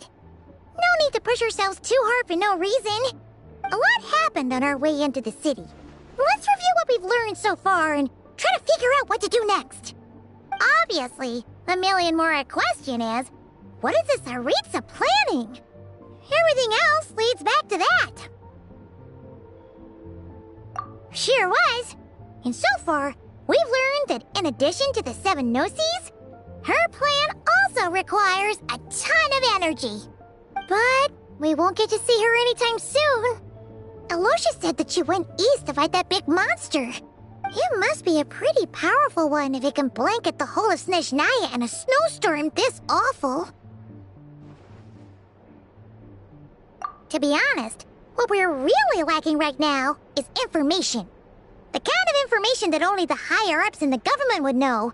Not word-on-the-street type of info. Paimon can think of a few people who might be able to help us. But... Right! And when we left Nogcry, Sandrone specifically left a message reminding us which side we're on. So... it's unlikely they'd tell us anything confidential about the Tsaritsa's grand plan.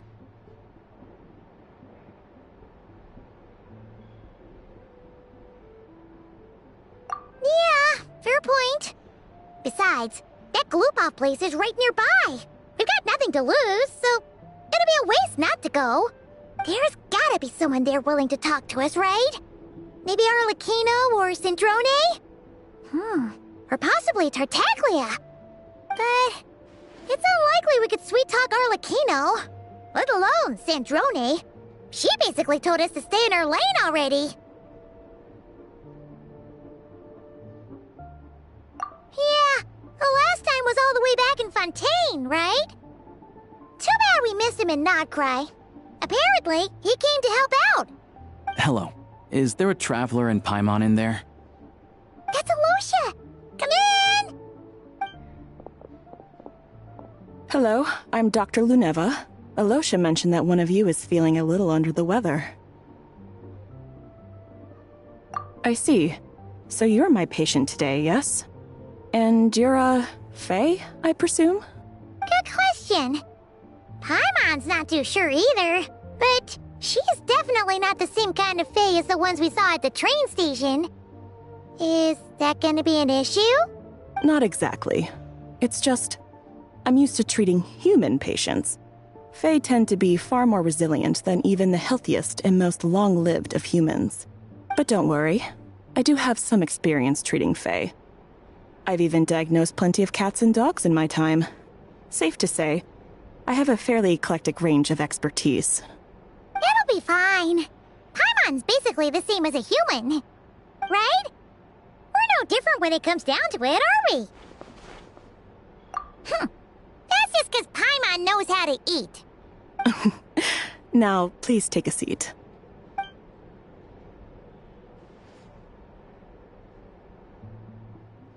Okay, vital signs are good. Test results are all within normal ranges. I don't think it's anything serious.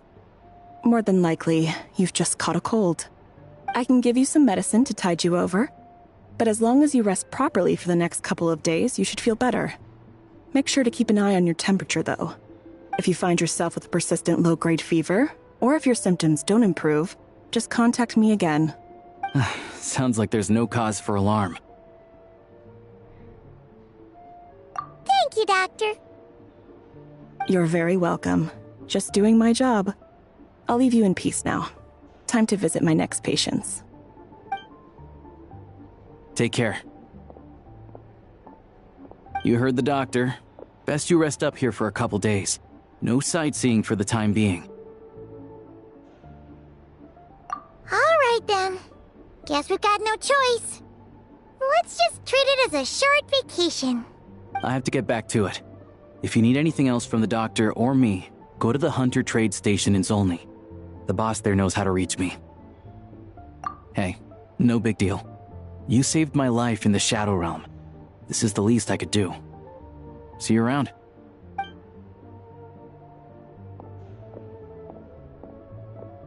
All right. Time to find Child and see what he can tell me.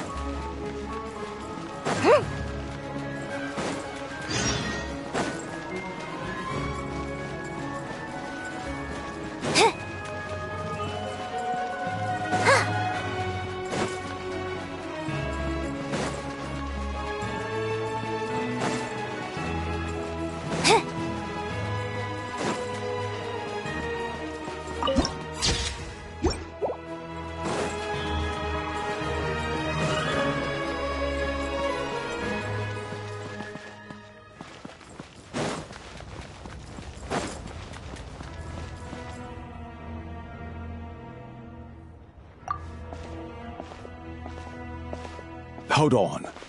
Please display your invitation letter or permit. Glupov does not accept meeting requests without a prior appointment. You'll have to apply per the advertised booking process and wait until your invitation letter is issued. Might I ask who you're hoping to visit? Another one who thinks the rules don't apply to them. I don't understand why people think they can just talk their way in here. You don't just show up and land a meeting with the Harbinger. But I have to go through the motions for protocol's sake. Honestly, it's such a waste of time asking when I already know what the answer's gonna be. Wait a moment. I'll pass on your message. If Child is unavailable, you'll have to go through the proper procedure.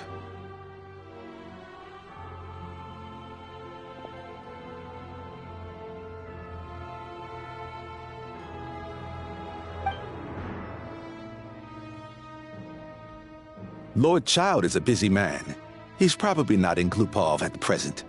If I were you, I'd cut your losses. No point waiting any longer. Even if you two are old friends as you claim, please understand that the Fatui Harbingers are often busy with their official duties. They tend not to stay in Glupov for extended periods. Next time, stick to the rules. You'll make life easier for both of us, Greetings, Lady Marionette. I'll take care of our guest here. It's her first time in Snezhnaya, so it's no surprise that she doesn't know the rules yet. I trust no choice words have been exchanged. No misunderstandings I should be aware of. No, Lady Marionette. No incidents to report. Whew, that was a close call. Good thing I played it cool. Is that right? Good to know. Wait, where's Paimon? Under the weather? That's hard to imagine. She's always buzzing with energy. I take it she's still adapting to the climate. Happens to a lot of people. It's even colder here than in Nodcry. Has she seen a doctor? I can get you one if you need. All right then. Well, let me know if you run into any other problems. Why else? I was just about to sit down for some much-needed tea time when I heard that an old friend of Tartaglia's had shown up outside. No appointment, nothing. And, as obnoxious as it may be to show up uninvited at Glupov, I couldn't help but take pity on the poor soul who was waiting outside in vain. So I had no choice but to abandon my freshly brewed piping hot tea and come to see this mystery guest for myself. Well, I felt our time working together in Nodcry warranted some courtesy. I couldn't exactly let you freeze to death out here in the wind. Unfortunately, I can't invite you inside either. The rules of Glupov wouldn't allow it, and as a harbinger, I have to lead by example. On the plus side, Snezhnograd actually has some class, unlike Nasha Town. Torchlight Books has a very nice selection of teas and cakes, so we can catch up there. Your treat, of course. Because I already wasted one perfectly good cup of tea today. That's why.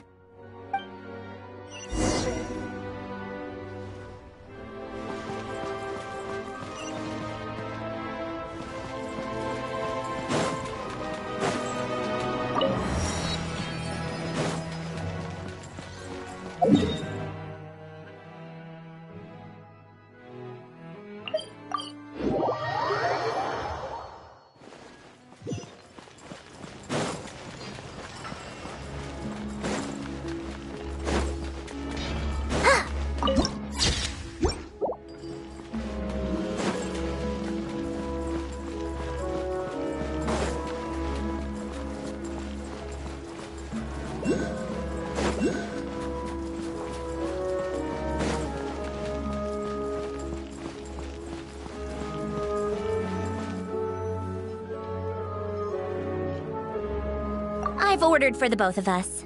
No objections, I assume. I'm sure you trust my taste. Okay, let's get down to business. I'm guessing you don't actually have any urgent business with Tartaglia, per se. You just want information, right? Wanna take a guess? Of course you'd say that. You shouldn't underestimate Counselor Tartaglia, you know. That's right. I'm sure you've heard of the Snezhnograd Vecha by now. Well, he's busy preparing some paperwork for their next meeting. They'll be discussing yet another extension to Project Stuja. It's basically all anyone cares about in the Vecha these days. Yeah, he's more of the shoot first, ask questions later sort, isn't he? It all started with a very detailed letter that Capitano left for the jester, Piero, before leaving for Natlan. In that letter, he detailed the future arrangements for his subordinates. All of his key people were reassigned to Tartaglia. I guess he'd already prepared to leave us for good all the way back then. But Piero didn't reveal the contents of the letter until the events in Natlan had concluded. That was his reaction, too. Why me? With a bewildered look on his face. He'd always assumed Capitano looked down on him. He was a man who kept his thoughts to himself and barely spoke to him the whole time they'd known each other. But he occasionally brought Tartaglia along to my tea parties back in the day. So to the rest of us, it was clear that Capitano had quite a lot of respect for his young comrade. By the rest of us, I mean my tea party regulars. Arlecchino, Rosaline, and... actually, not Columbina. She was probably oblivious to it. Anyway, then the Liues situation happened. Normally, it took a lot to get under Capitano's skin, but that time he was furious. It's not really my place to talk about it, though. You can ask Tartaglia about it sometime. Basically, Tartaglia probably had the wrong idea about Capitano all along. Right up until Piero revealed the letter he'd left behind. Capitano believed that despite Tartaglia's immaturity, he showed great potential. Plus, he possessed a kind of purity rarely seen among members of the Fatui. Yeah, it's one of the few things that I'd agree those two have in common. But there's one other reason why Capitano chose Tartaglia to assume command of his troops.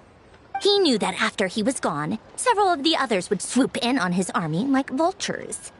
with the ones who stood to benefit the most being the rooster Pulcinella and Regrator Pantalone.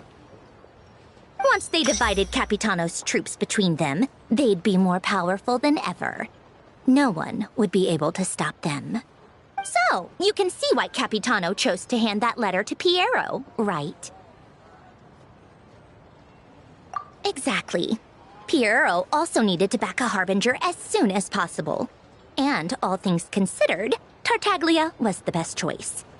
Even though Tartaglia has had the support of Northland Bank for a long time, he and Pantalone are ultimately not cut from the same cloth.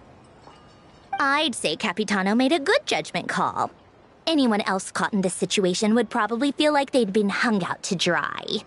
His best course of action will be to distance himself from any shady business, while still maintaining friendly relations with Pantalone, but seeking Pulcinella's support at the same time.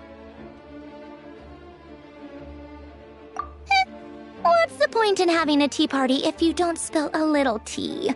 Besides, none of this is confidential anyway. Ask any journalist out there. They'll give you all the lurid details. You'll see it firsthand if you ever sit in on a session of the Snezhnograd Vecha. All the factional strife, whether open or unspoken, it plays out for all to see in that one little room. Having a voice in the Vecha is the only way to steer policies in your favor. So, every person in that room represents a particular interest group. Pantalone, for instance, represents the financial sector, and Tartaglia represents the Fatui soldiers. Personally, I have no interest in political jousting, but since I have a number of engineers and researchers under my command, I have to make their voices heard. Then there's Pulcinella, the linchpin of the Vecha. He represents politics itself. Everything involves him, so nothing can bypass him. Any issue that comes up, he knows how to mediate. That's what the Tsaritsa values most about him. I'm starting to see why everyone is so frustrated with the way things are, but also powerless to change it. A complex web of interests connects all parties involved, and the Tsaritsa sitting at the top adds another layer of complexity. It must be nearly impossible to come up with a perfect solution. All right, I'm done carrying this conversation. Time for you to answer a question of mine. You must have known that you can get the info you needed from me. So why was Tartaglia the first person you asked to see and not me?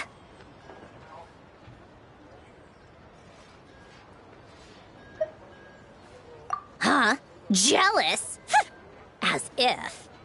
Wait. Oh, I think I know what it is. Columbina passed on my message to you before you left Notcry, right? I only meant you should be mindful of which side you're on. Is that actually why you didn't ask for me? Because you took that to heart? You... fair enough. It's not your fault. I blame all these politicians I've been hanging around with lately. Always beating about the bush when they talk. I guess it must have rubbed off on me. Anyway, just ask for my help next time, okay? Little things like this are no problem. Lady Marionette. What now? Can't you see I'm on my break? Whatever it is, just leave it on my desk. I'll look at it later. Sorry to disturb you during your break, ma'am, but I'm afraid it's an emergency. Isn't it always? I've told you before, fixing the tracks and transporting ice blocks does not constitute an emergency. The equipment in Svietlo-Lightovka is in urgent need of maintenance. With how the weather's been recently, we suspect that the cause is a buildup of snow, exceeding the maximum weight limit. The supports on one of the machines broke and fell, awakening a dormant beast and leaving many of the ice miners trapped in a nearby ice cave. Luckily, Odette's team was nearby and launched a rescue operation, but we're still facing a severe manpower shortage for both the rescue and engineering teams. I guess that's it then. Our tea party will have to end here. I'm the only engineer you'll need. Do you actually want to come with, or are you just saying that? Nice of you to return the favor. I'll have a couple of people look after Paimon. They can let her know that you had to step out for a while. Given how urgent this is, I'm sure she'll understand. And honestly, I'd rather have your help than anyone else's. Between your skills and experience, you'd be reliable help. Then let's go. You, take 2 people to Podvorier restaurant. Find her room and watch it like a hawk until we get back. If anything happens to Paimon, you'll be answering to me. Yes, Lady Marionette.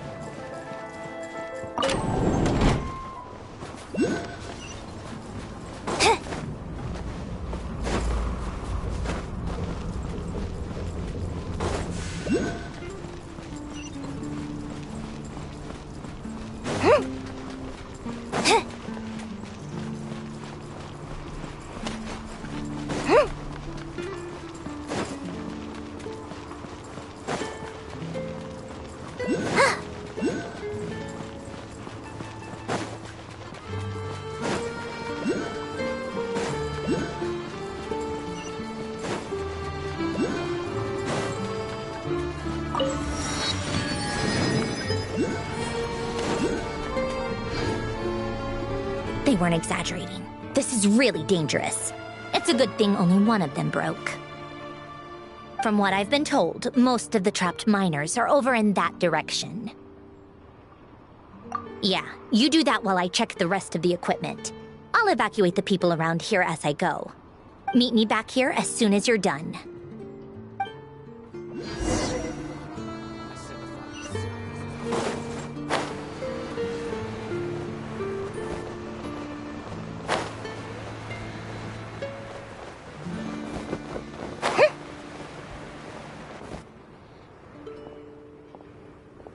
I have to be getting close.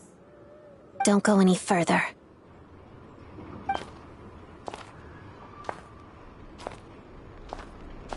It's too dangerous here.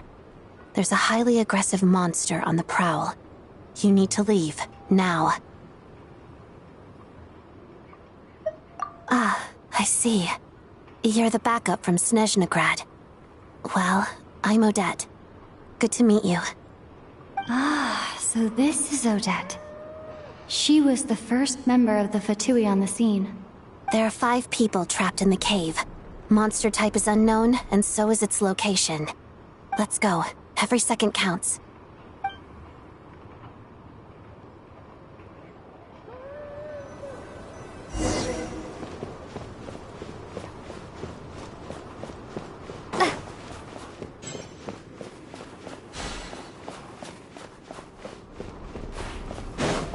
Careful. Something's moving.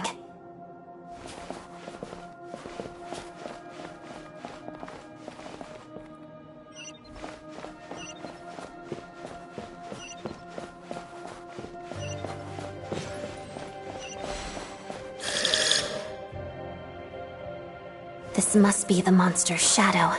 Looks like a tough opponent.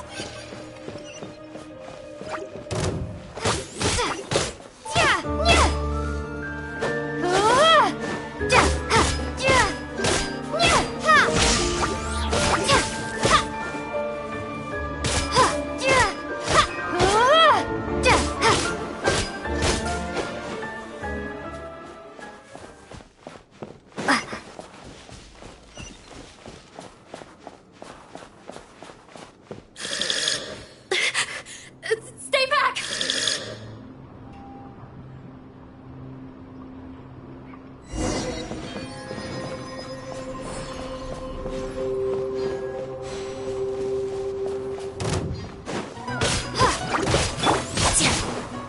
Lots of the snowflakes.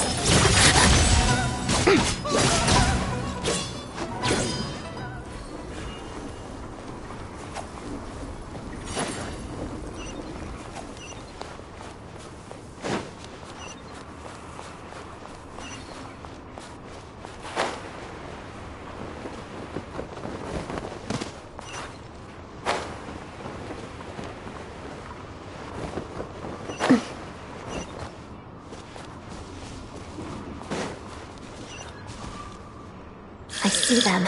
They're right behind the monster. The monster seems very agitated. It could attack at any moment. Let's make the first move. Let's begin. Pirouette.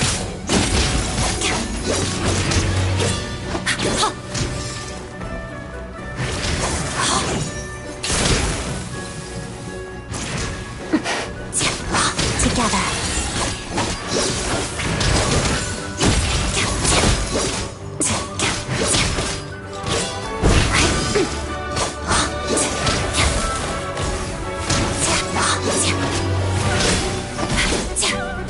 Shadow me.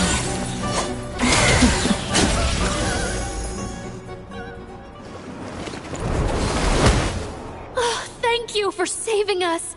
We'd have been monster fodder otherwise. Thank you. Thank you. You're welcome. You should be safe now. Follow this route out. She and I will stay behind to watch the rear. Thank you. Come on, let's go. This way.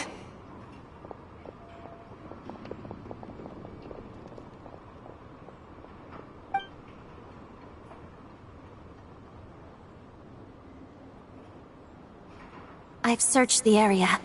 Pretty sure the monster made a tactical retreat. Yeah, but with us here, it won't be coming back anytime soon. It may be small, but don't be fooled. It's a ferocious beast. People are just food in its eyes. It's lucky we got here when we did. The trapped miners have been successfully evacuated. Time for us to leave. Wait, this place... There's something unusual about it.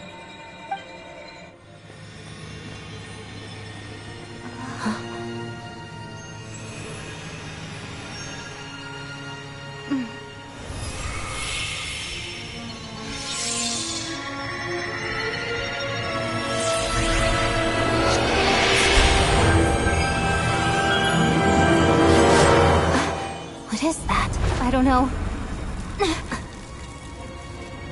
It's back? Yes, it has family.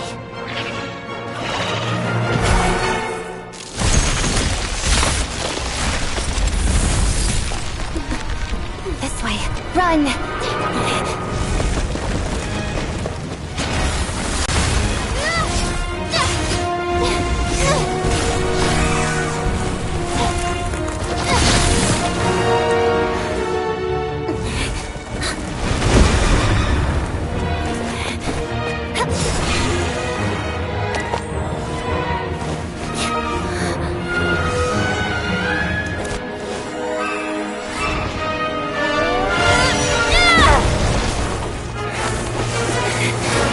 Thanks. Let's get out of here.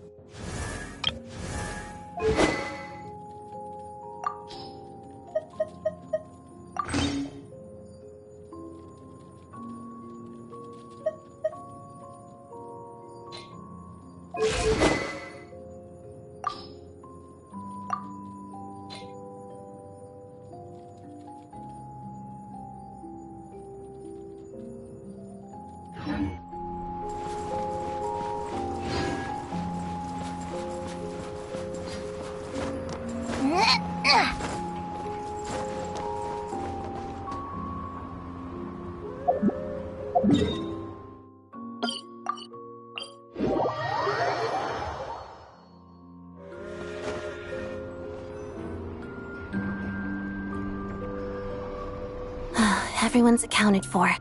We managed to rescue them all. We also placed a sign at the entrance to the cave, warning people to stay away. You really held your own today. I still don't know your name. Don't think I've seen you before. I'll remember the name. All right then. See you around. Hello, Lady Marionette. I hear the rescue operation was a great success. I knew I could count on you. What brings you here, Odette? Here for a performance? No, a Fatui mission. I happened to be nearby and heard the crash. She hasn't introduced herself then. Odette is the prima ballerina of Snezhnograd. She's quite the celebrity. If you ever hear people mention the two crowning jewels of the Korailievsky troupe, they're talking about Odette and the prima donna, Vodianitsa. On top of that, Odette's also a rising Fatui star. It's looking likely she'll inherit the title of the Fair Lady. She learned all her combat skills from Rosaline herself. Used to be one of her most valued subordinates, too. You flatter me, Lady Marionette. If she's Rosaline's protege, that makes me... never mind. There's no need to bring it up. No point making things awkward. How's progress on your end, Lady Marionette? Equally successful. I finished reinforcing all the equipment. Took me a little longer without Polonia's help. But the outcome is the same, of course. Even if the heavy snowfall summoned by that monster lasts for another 3 months straight, this equipment won't give way. All right, now that we're done here, it's time to get out of this blizzard. Sure, but Snezhnograd will send someone to investigate and draw up a relief plan. And I guess I'll have to write the incident report myself this time, since it involves a mechanical malfunction. First, Pantalone needs to approve the budget, then Pulcinella has to sign off on the plan. Once they've argued it out and reached a compromise, we can move forward. That's the rough process anyway. Could take anywhere from a couple of weeks to a couple of months, depending on how smoothly it goes. Yup, nothing we can do about it. There's a whole stack of incident reports like this back at the office. The snow has eased a little for now, but there's no telling when that will change with that monster still at large. Fuel for heating is in short supply, and relief is weeks away. There's no immediate threat to life, but still, it just feels like there should be a better way. Hey, quit daydreaming. Let's get back to Snezhnograd. When did you get a new sword? I found it in a cave. It handles pretty nicely. You have a strange affinity for secondhand swords. Show off my masterpiece. I even did the illustration.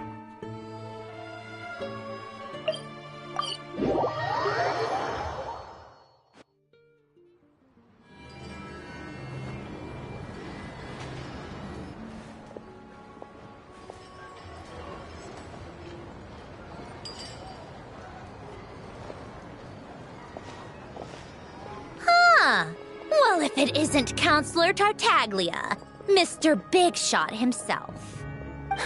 Go easy on me, all right? I'm still recovering from the interrogation the real Big Shots put me through. Hey, comrade, it's been too long. I heard you came looking for me earlier. Nicest surprise I've had in a while. Good to see you too, Odette. I'm guessing you guys just got back from Sviatlo-Laidovka. How'd it go? Crisis averted? It went fine. How about you? Any new developments?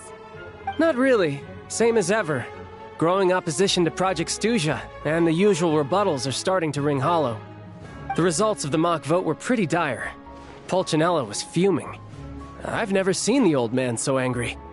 That's not good news. It takes a lot to rattle him. Yeah, obviously if push comes to shove, there are ways to crack down on dissent. But... Sorry, I have to ask something. This is going to sound blunt, but may I? Huh? Of course, fire away. It sounds to me like everyone's tearing their hair out trying to figure out how to deal with opposition to Project Stuja. But what exactly is this project's purpose? And how can it be so important that even people like you two refuse to stand up for the ordinary people of Snezhnaya? Interesting. I gotta hand it to you, comrade. You sure don't mince your words. Excuse her? What does she mean? Refuse to stand up for ordinary people? Oh my gosh. How does she dare speak to the Harbingers like that? Are you interrogating us now? It's okay, Sandrone. Let me explain. I think I understand where she's coming from. If I could, I'd take your side right now. In fact, my position's very similar to yours. I've only held back on casting a dissenting vote in the Vecha because the Tsaritsa would never let me get away with it. Still, I have a responsibility to the Fatui armed forces, so I do what I can to make their voices heard. Most of them are just regular folks from small towns far from the capital. I'm sure you've seen how much those kinds of places are struggling right now. Oh, and for what it's worth, I'm from Arepasak myself. Things aren't going so swell there either. The Tsaritsa wants to create a better, safer future for the people of Snezhnaya, but she's thinking long-term. I don't doubt that from where you're standing, Project Stuja seems to be creating all sorts of issues for everyone. But considering the Tsaritsa's vision for the future, these are sacrifices worth making. Sounds cold, I know, but I promise it's not as black and white as it seems. Maybe Sandrone and I can't oppose Project Stuja outright, but we're constantly raising our concerns in Vecha meetings.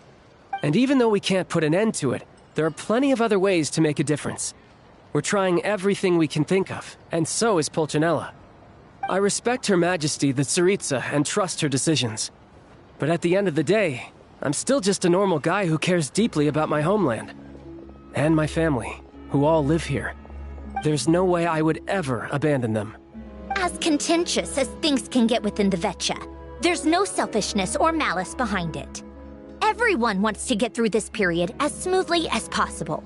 The issue is that there's no way of pleasing everyone under the present circumstances. Most of the time, we're trying to decide on the lesser of two evils, which obviously isn't a great look. But that is not the same thing as being blindly loyal to the Tsaritsa. No one's got their head in the sand here. We're all well aware of the way things are. We're just doing our best to make it work. In fairness to Sandrone, she rushed to Svietlo Laidovka's aid the moment she heard that people were in danger. And even Tartaglia, who used to only care about the thrill of the fight, is clearly doing his best to rise to the demands of his new role as counselor.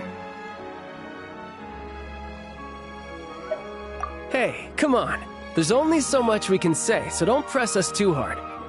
Look, I know how untenable the Tsaritsa's position looks if you don't understand her motives. Maybe you've heard already, but she's currently leading her army on a campaign to the east to defeat the monster that's been causing these brutal blizzards. Striking that monster down will be a significant step in dealing with the present energy crisis. As laser-focused as she is on realizing her lifelong ambitions, she's still putting time and energy into taking down this powerful monster. To me, that says a lot.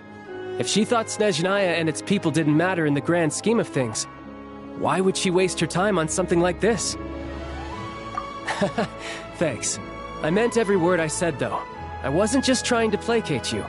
I've already done more than enough diplomacy for one day. I still think this adventurer raises a very important point. Our two Harbingers have made their positions very clear. But there are many others in the Vecha who must feel trapped and forced to vote against their conscience. I think it's a very valuable quality to be willing to speak one's mind, despite the risk of offending powerful figures. You can say that again. I highly doubt we'd feel the need to explain ourselves so much if we didn't know you so well. Forgive me, adventurer, but might I be so bold as to ask about your background? How is it that you can converse so openly with two Harbingers? Oh, haven't you been properly introduced? Easier said than done. I like to think I'm not the kind of person who goes around busting open people's old wounds. I've only learned her name so far, and no details of her experiences. Is something wrong? Uh-oh. Is there no avoiding the subject of Rosaline? No, it's just... all right. I guess there's no getting around it. This is the world-renowned traveler, who helped resolve the storm terror threat in Mondstadt, cleaned up after the mess I made in Liyue, and then went to Inazuma, where there was a duel before the throne, in which the traveler defeated Rosaline. Oh. I'm sorry. I didn't think you two would be seeing much of each other, so I figured it wasn't worth bringing up. It's fine. It was a long time ago. It's fine. Sorry. I just remembered that we have a rehearsal coming up. Please excuse me. I should get going.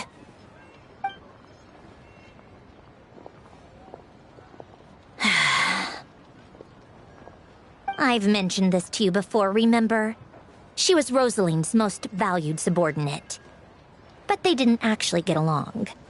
Not that Rosaline was really the type of person to make friends, but death has a way of resolving a lot of conflicts. Don't let it weigh on you. Like she said, it was a long time ago. It's in the past now.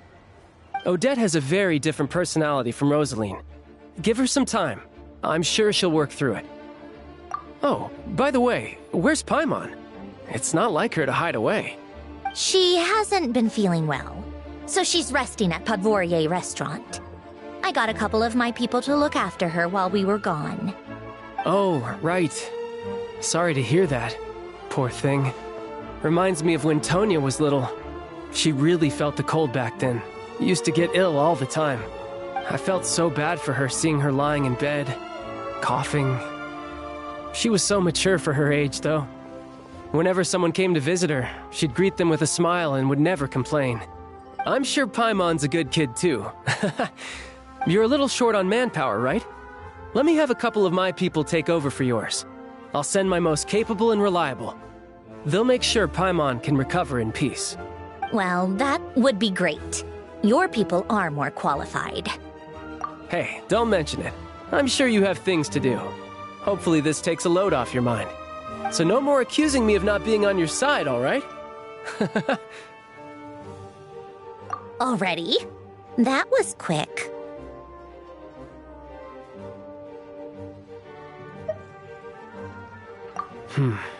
I'm afraid I can't help you there. Our director's recent movements are confidential. Even we're not in the loop. If you hadn't told me, I never would have known he'd gone south. I assumed he'd been in Glupov this whole time. Well, I guess I'd better go sort out Paimon's security situation. I have some other work to catch up on at Glupov anyway. Me too. I have an incident report to write up. Let's leave it there for now. I guess everyone's in a difficult position. But Tartaglia's right. I have things to do. Things I want to do, and things I ought to do. To start with, I should go ask Alosha if he knows of any way to help Sviatla Ledovka.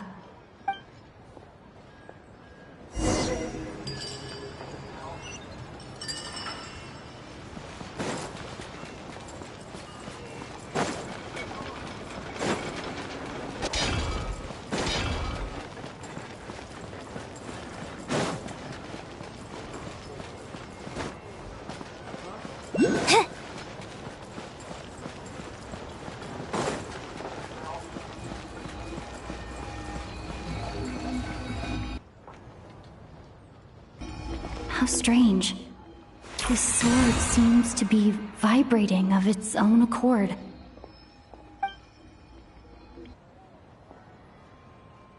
It's a very faint vibration, but it's getting stronger as I get closer to the statue of the Seven. Does this sword have some connection to the statue? But all it does is vibrate, even when I touch it. That place I got this sword from was definitely out of the ordinary. Maybe I should try channeling the power of cryo?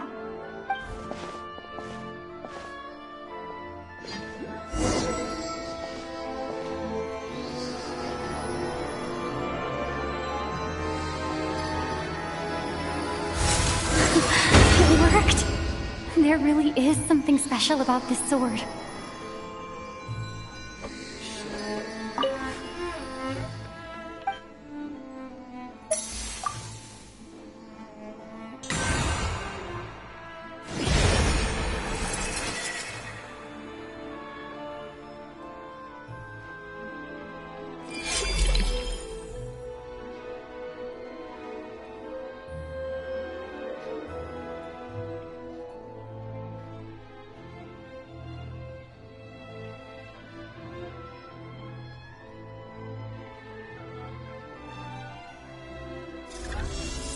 I don't really understand what just happened, but I'm pretty sure this sword just got a little more powerful.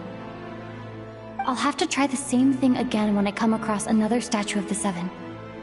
In the meantime, I better go find Alosha.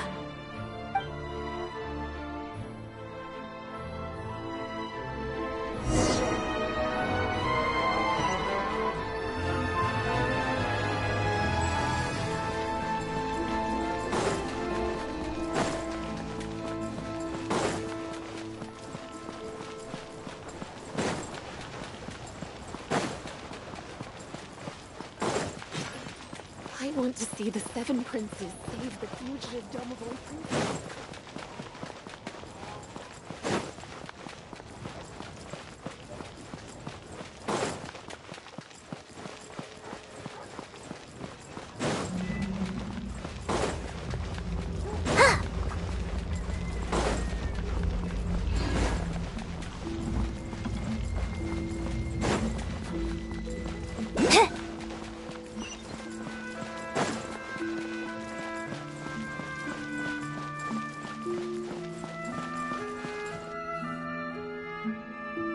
Hello there. How can I help? Ah, sure thing. Give me a second. I'll go fetch him for you.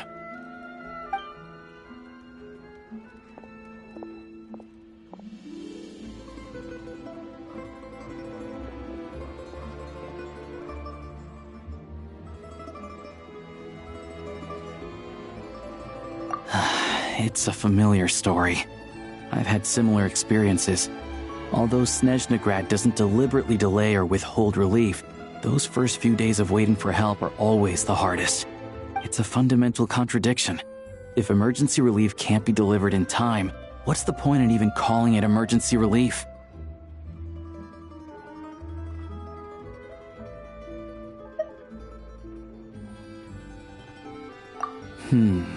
Not necessarily. I think there's a good chance that Kresnik Crystal from Stratomoros will start flowing into the market. When we resolve Stratomoros' energy issue, it's like we open the floodgates. A huge backlog of Crystal is now available to the townspeople. There's no way they can use it up at once. A lot of them will probably stockpile it and slowly work their way through.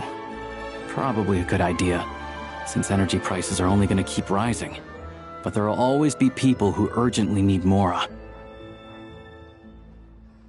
Exactly. At the current prices, selling Crystal is an easy way for an ordinary person to make a fortune. Hey boss, how much do I have left in my account? 1 second, let me check. So, you're planning on buying the Crystal out of your own pocket? Yeah. I don't know if I have enough, so I'll chip in a little extra and buy as much as I can afford. No, it's fine. You're new to Snezhnaya, and you have your own living expenses to worry about.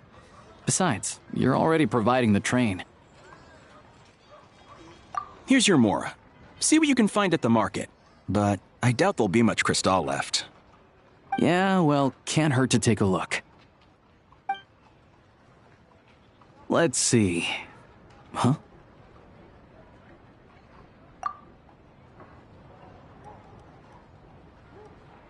Oh, Alosha, and... Hello? I didn't realize you two knew each other. Yeah, I take on some odd jobs in the city to supplement my hunting income. Sometimes I work as a cleaner or prop hand at the theater where Odette is one of the big stars, so I've met her a few times. When the weather's as bad as this, it's better for a hunter to adapt than to keep looking for game. Yes, and we sometimes need extra help.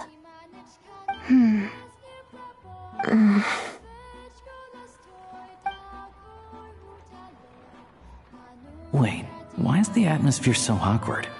I thought things went pretty smoothly in Svietlolaidovka. So, what brings you here, Miss Odette? Looking for some new props? No. After I got back to the theater, I couldn't stop thinking about the situation in Svietlolaidovka. It bothered me so much I couldn't focus on my dancing. So I decided I'd come here and see if there's anything I can do. You too, I presume. I suppose that's why you're here. I didn't feel comfortable expressing my true opinions in front of the Harbingers.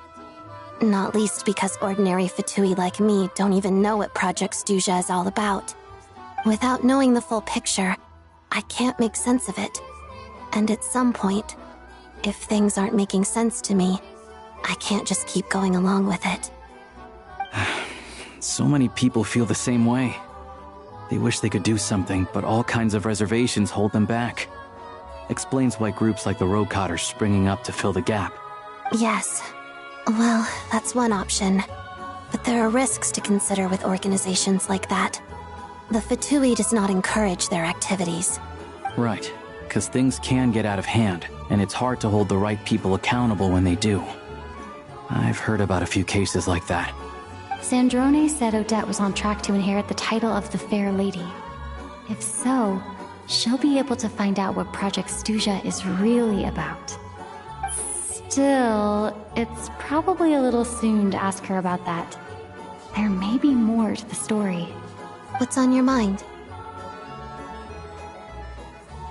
I think we can both agree that no matter which side you're on, it can't stop you from doing the right thing. Where there's a will, there's a way. I know what Rosaline did while she was abroad. You made the right decision, so no hard feelings. So, what's your plan? Oh, we were gonna buy some Crystal. I heard there's some on the market right now. Funny. I had the same idea. In that case, let me pay. I can claim it back as mission expenses. The real issue here is that government relief is behind schedule. Surely it makes more sense for the state to cover these costs than for us to pay out of our own pockets. True. It's a huge expense after all.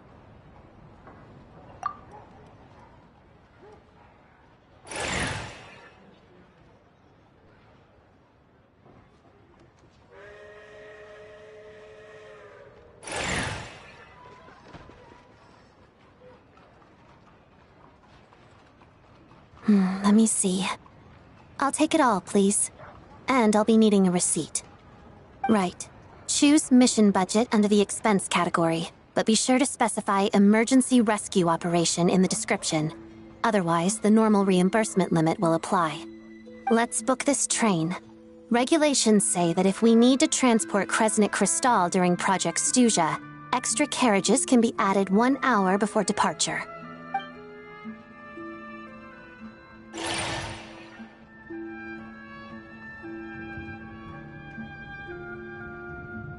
That should do it.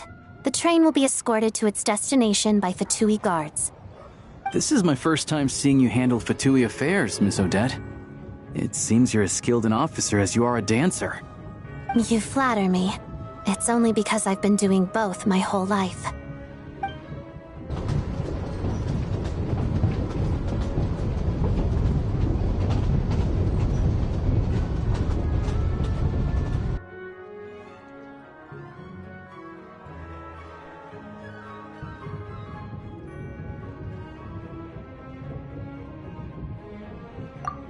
Anyway, I bet you've been non-stop today, am I right? Any idea how Paimon's doing? What's wrong? Who's Paimon? Her travel buddy. Hasn't been feeling well. She caught a cold right after they got to Snezhnaya. Sounds like she's important to you. I can't believe you've been dealing with this on top of everything you've been doing to help the people of Snezhnaya. I've got nothing going on right now, so I'll join you. I want to see how she's doing. May I come too? I have some candy that someone gave me back in Svietlolaidovka. Plus, I know a little bit about relieving cold symptoms. All right then, let's go.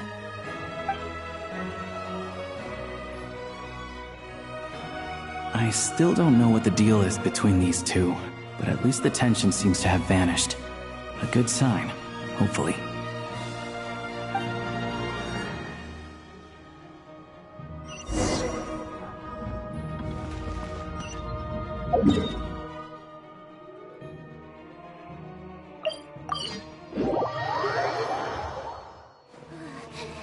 So cold. Hey, you want to build a snowman? Lumi can come help out. No need for the hammers.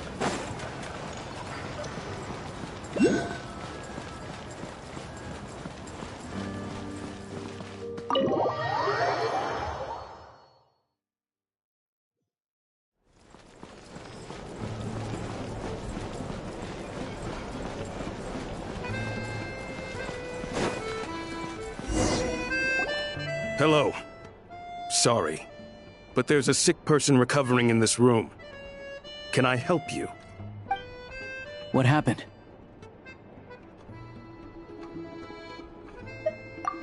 Oh, please, excuse me. Are you the Traveler? Could I take a quick look at your Adventurer Handbook? Master Child said I should verify your identity.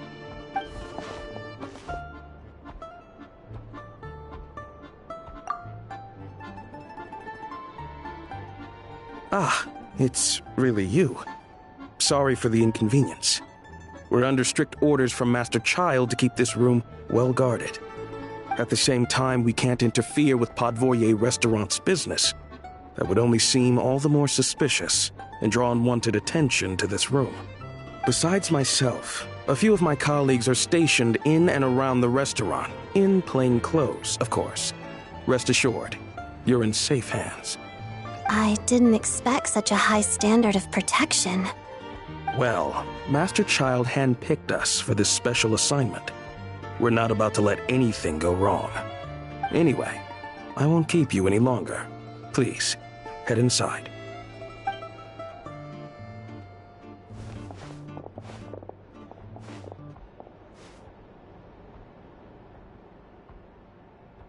Traveler! Alosha, you're back! Oh, hey! Who's our new friend? Hi, I'm Odette. The Traveler and I crossed paths a few times. Another friend from the Fatui, huh?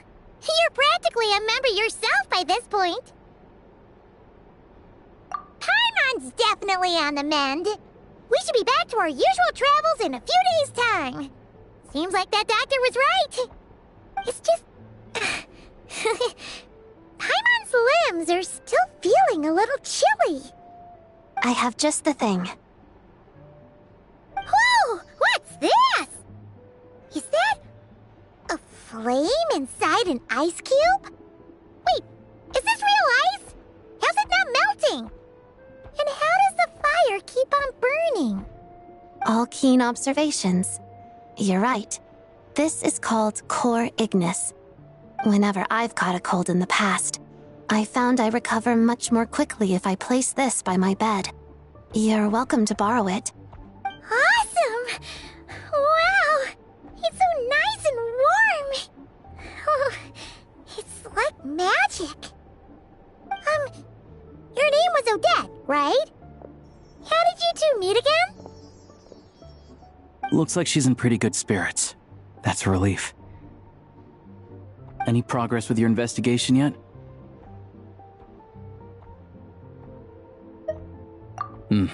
No surprises there, I'm sure. They're not likely to let anything slip.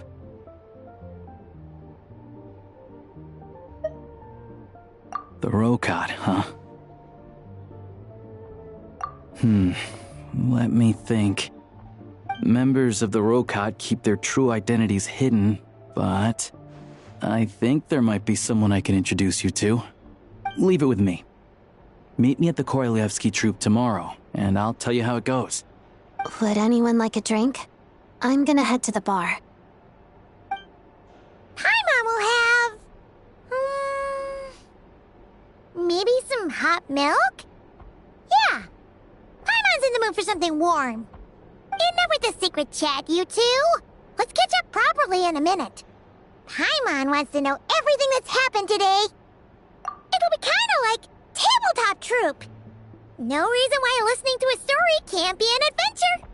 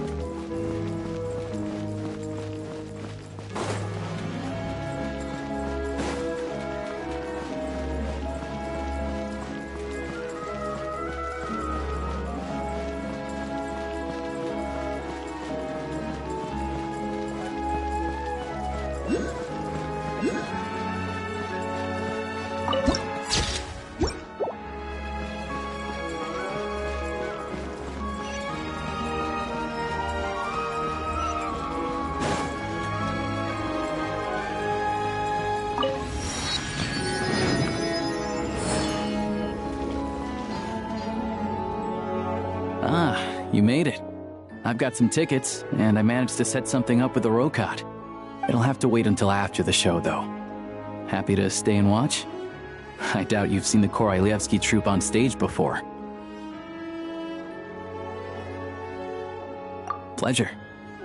Here, this is the way in.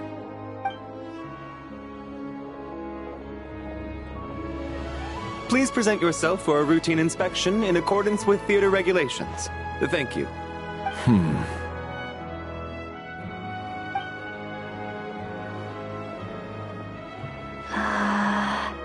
Is that guy with the fatui? Looks like he's waiting for something. Okay, all done. Thank you for your cooperation. Please proceed through to the theater.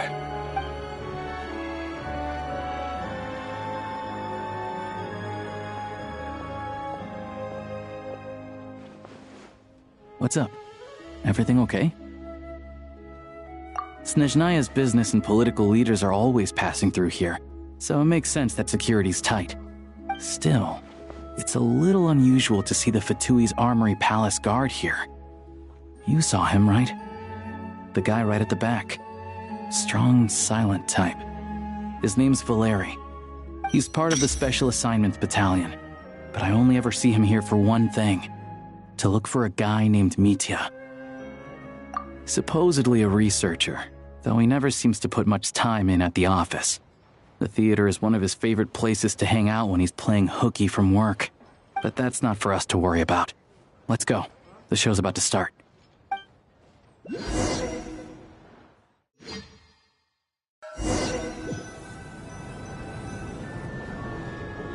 What do you think? Pretty impressive, huh?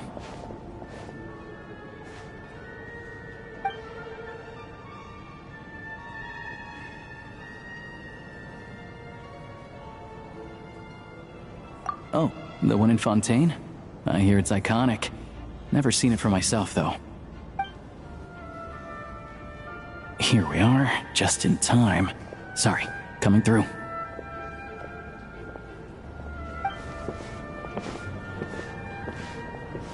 Ugh. If you're gonna show up late, keep your mouth shut. What's his problem? Whatever. No point arguing with people like that. Look, there she is. That's who I'm introducing you to later. She's the lead singer of the troupe, Vodyanitsa.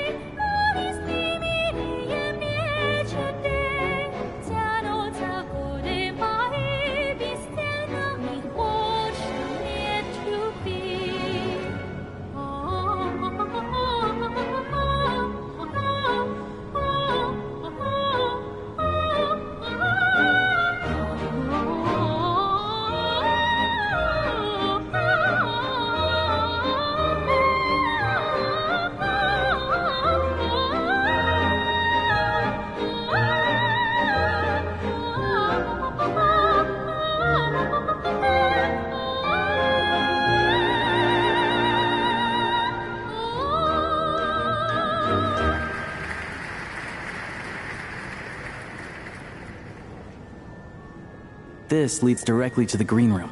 They're expecting us. Vodyanitsa will be waiting for us there.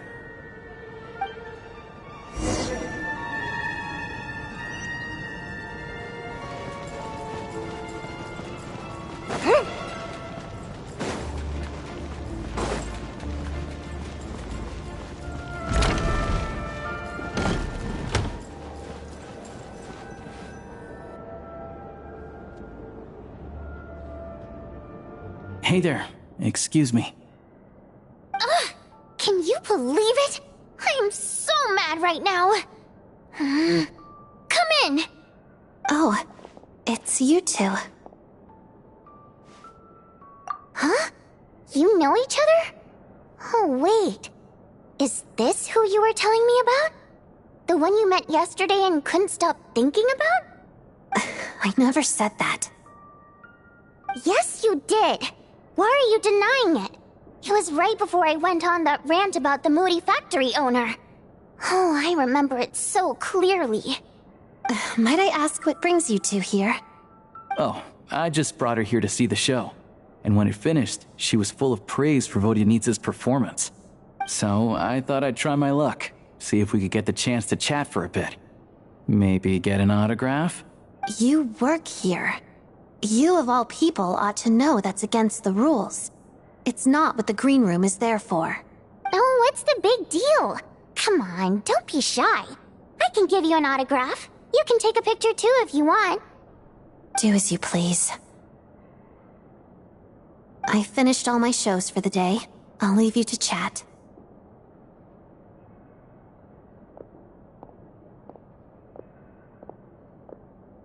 I wasn't making that stuff up, you know.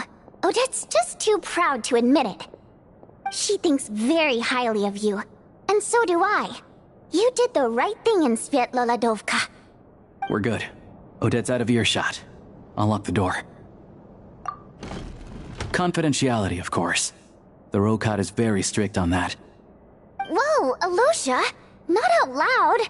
Not with an outsider here. Relax, I've taken care of it. Look at this. The President's reply sent this morning. Wait, so she's been approved to join? You told me last night that you wanted to get intel from the Rokot. Unfortunately, Rokot intel is only available to members.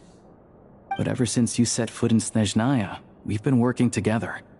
I've seen the way you work, your character, and your motives. Everything about you is perfectly in alignment with what we're trying to achieve in the Rokot. So I figured I might as well cut to the chase. I wrote a letter to the President explaining your situation, including just the right amount of detail. His approval came very quickly. Of course, it's still your decision whether you want to join or not. We'll respect your choice. Well, assuming Odette was telling the truth and she didn't misjudge you, I guess we don't need to worry about you blowing our cover. Still, you gave me a real fright. I didn't know that's why you came looking for me. So, that stuff you said about admiring my performance, was that just because Odette was here? Did you actually mean it? Now you're talking. That's what I like to hear. Anyway, let me give you a quick rundown of how things work. Like I said, the Rokot is a covert organization, and we hide our identities. Members typically don't meet in person or even know each other's identities. This helps us maintain a high level of independence and secrecy. Because of this, members are basically free to decide their methods without constraints, so long as the outcome of any activity doesn't violate the organization's principles. After all, we don't have any ostensible contact with each other. This way, if anything goes wrong, no one else will be implicated. Beyond the freedom to choose how you operate, it's also your choice whether to act at all. We have plenty of members who have yet to take any action. In short, joining the Rokot in and of itself won't place any restrictions on your activity in Snezhnaya. There's a code of conduct you can read if it interests you. But basically, as long as you don't plan on using your anonymity to go around doing evil, you'll be fine. I tried reading it 5 or 6 times. Never made it all the way through. Even the most lackluster script makes for more interesting reading. Great. Then I'll go grab an official application form. Be right back.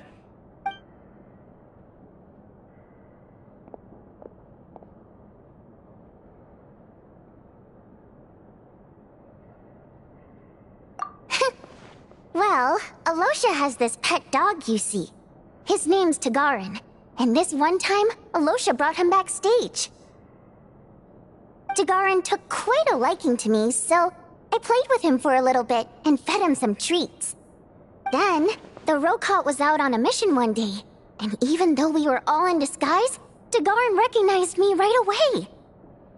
Just a coincidence, really. We didn't report it to the higher-ups, though, to avoid dealing with the fallout. Like, my job at the theater, for instance. I really needed to make ends meet. By the way, what were you complaining about just before we came in? Did everything go okay with Chuganov? Everything did not go okay. That's why I was so mad. I tried to make some small talk with him before I went on stage to fish for intel about the Iskra manufacturing plant. But he wouldn't take the bait. No matter what I said, he kept dodging the question. And then he started complaining. He said he didn't appreciate his second-rate seat in the stalls because he usually gets a private box. I mean, what did he expect?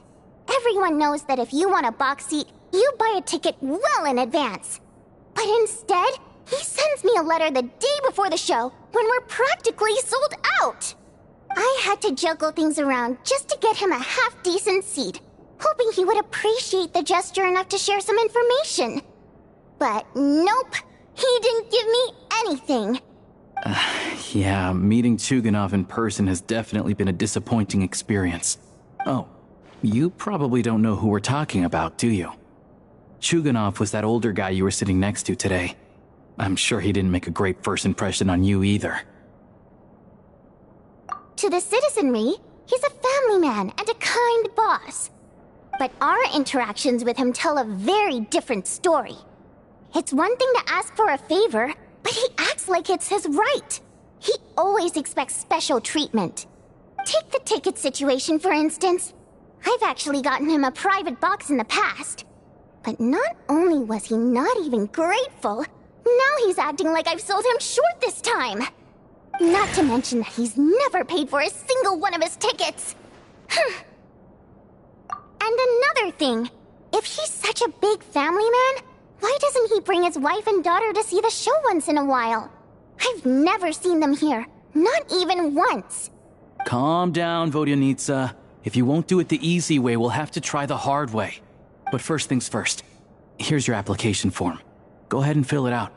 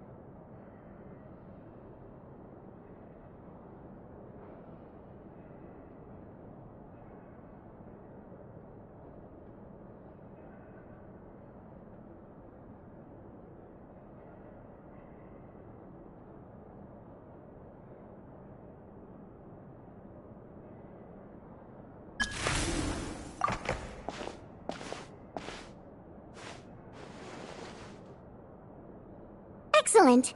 We'll hold on to this for you. All right. Now that we're officially Rokut comrades, I can tell you. Chuganov is the target of our current operation. Recently, we've done some recon work at the Iskra manufacturing plant, which pretty much confirmed that their energy consumption is way beyond the legal limit. All we need now is some direct evidence to present to the VII, so we can demand that they shut the plant down. That way, the Kresnik Crystal can be allocated to where it's needed most. I was hoping he might let slip during one of our chats, but he's too tight-lipped. We'll have to find another way. I'm meeting another regular theater-goer tonight, Mitya. But Valeri's here too, and he's probably looking for Mitya, so he may end up being a no-show. Don't you worry. He must know how to dodge Valeri, or he wouldn't be showing up on time for every performance. Mitya is a renowned energy expert. Although we can't get any direct evidence of the excessive energy consumption at the plant, we can accidentally let the information slip to him. The authorities should take someone like him seriously.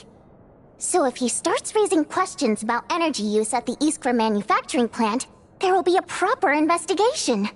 Also, we're not allowed on site, but he has clearance. So all we need is his cooperation.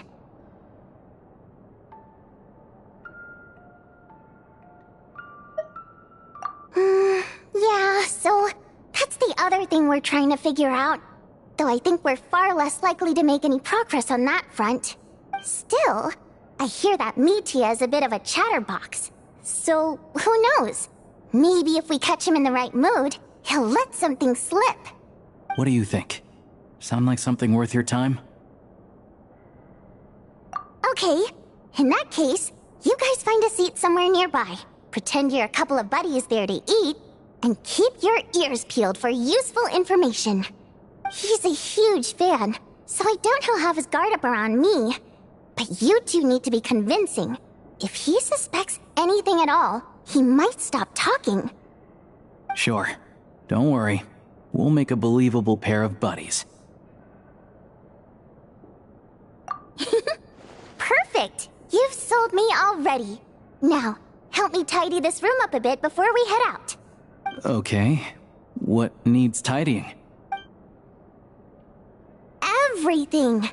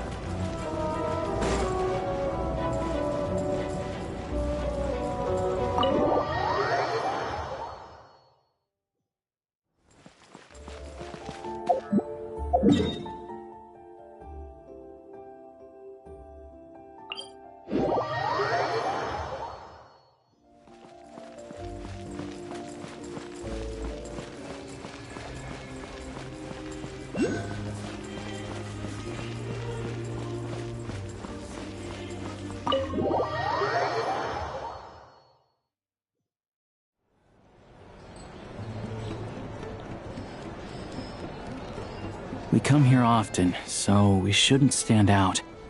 Let's sit here. Now, it's up to Vodyanitsa. Let's see how the conversation goes.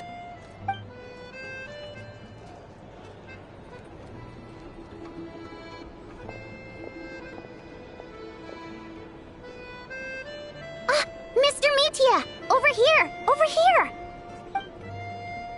Oh, sorry. I got a little held up on my way here. Now we have even less time than we planned.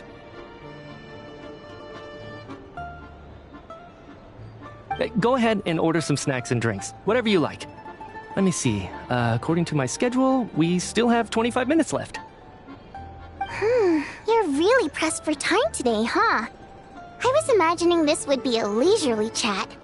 If you'd prefer, we can always reschedule for another afternoon when you have more time. No need. Getting to meet the lead singer is a very precious opportunity for me. I'm not about to pass it up. I've already had to decline your invitation several times because our schedules rarely align. If I don't grab this chance while it's here, who knows when the next one will come around? Well, it's very kind of you to make time just for me. I'm not too sure, to be honest. But Snezhnaya's full of weird and wonderful things like that, so people tend not to bat an eye. I'm sure the same will go for the Eye of Grey and Paimon.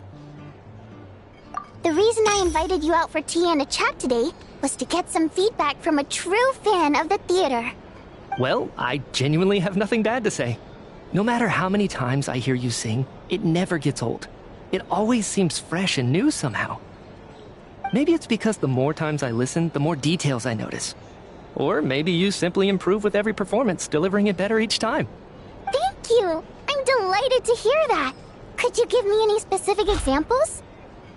Oh, yeah. The piece you sang today, for example. Beneath the Frozen River?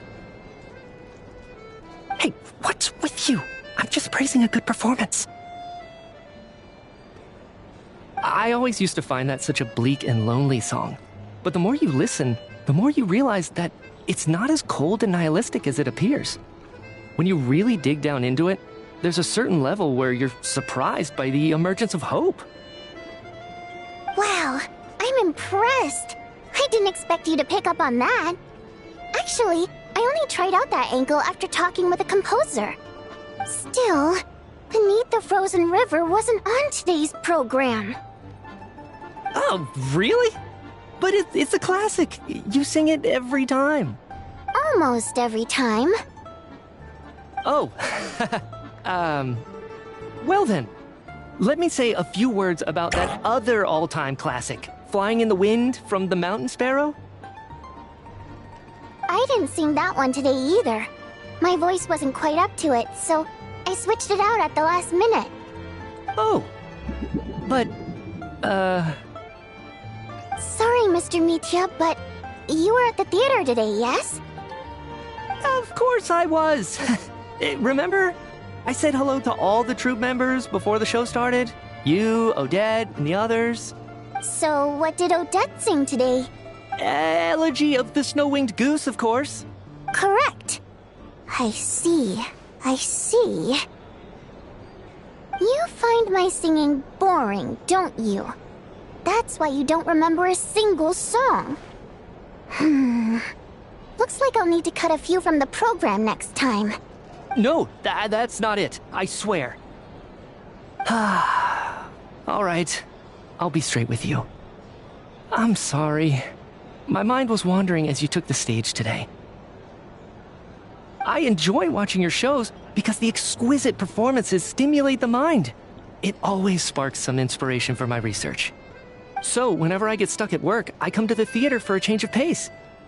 Odette's dance during the Elegy of the Snow-Winged Goose today was simply incredible. It got me wondering what she's been going through recently. That look of sheer defiance in the face of utter tragedy? It was so inspiring. I started scribbling in my notebook right away.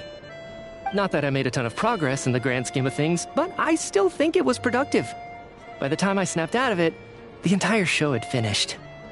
So what you're saying is, you didn't listen to my singing at all? Unfortunately not. I'm sorry, I don't know which is more disrespectful. The fact that I don't always come for the show itself, or the fact that I missed your performance. Seems like things are getting a little awkward. Mitya just stepped into a conversational minefield. If there's one thing Vodyanitsa doesn't like, it's people who show disrespect for her performance. This meeting was so hard to set up. Don't tell me it's already falling apart. It's fine. I suppose this is affirming in its own way. At least, it shows that our performance really touches people's hearts, right? Don't let it bother you. It certainly doesn't bother me. She's showing a lot of restraint. Well, I'll be sure to let Odette know how much you adored her performance. Please don't say that. I always love your performances too. It's just that inspiration struck at the wrong time today. I'm usually all ears. I know, I can tell. That's why I value your opinion.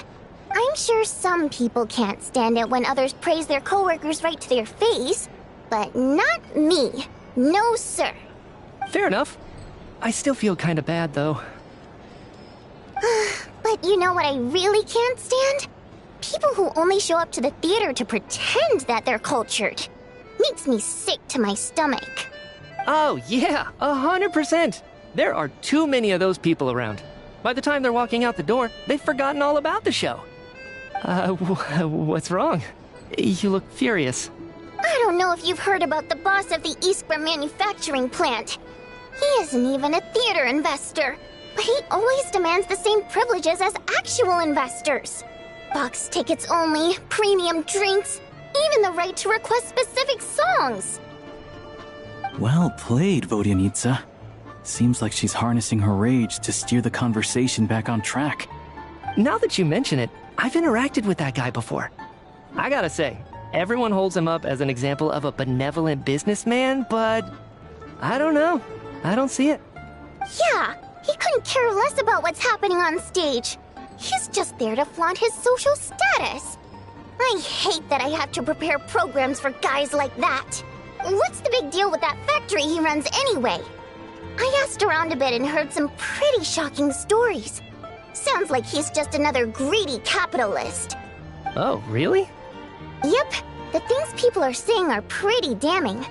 Low wages, insanely long working hours, equipment running around the clock. And as if that's not bad enough, he also strictly forbids his employees from giving any kind of interview.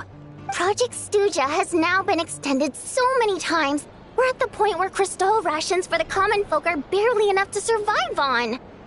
Yet he even wants to get his greedy hands on them just to boost his own profits. If the rumors are true, he's in serious violation of the law. Interesting. So you've heard about it too? What? So it's really true? Who knows? I've only heard the same rumors you have.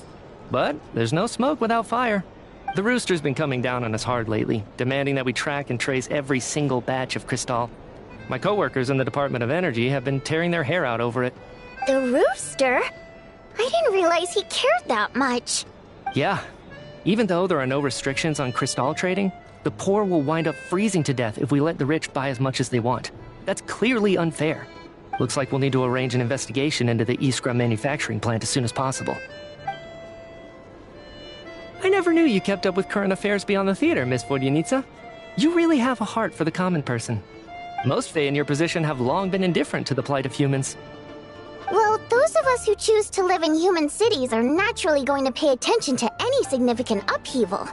Isn't the Rooster a Fae himself?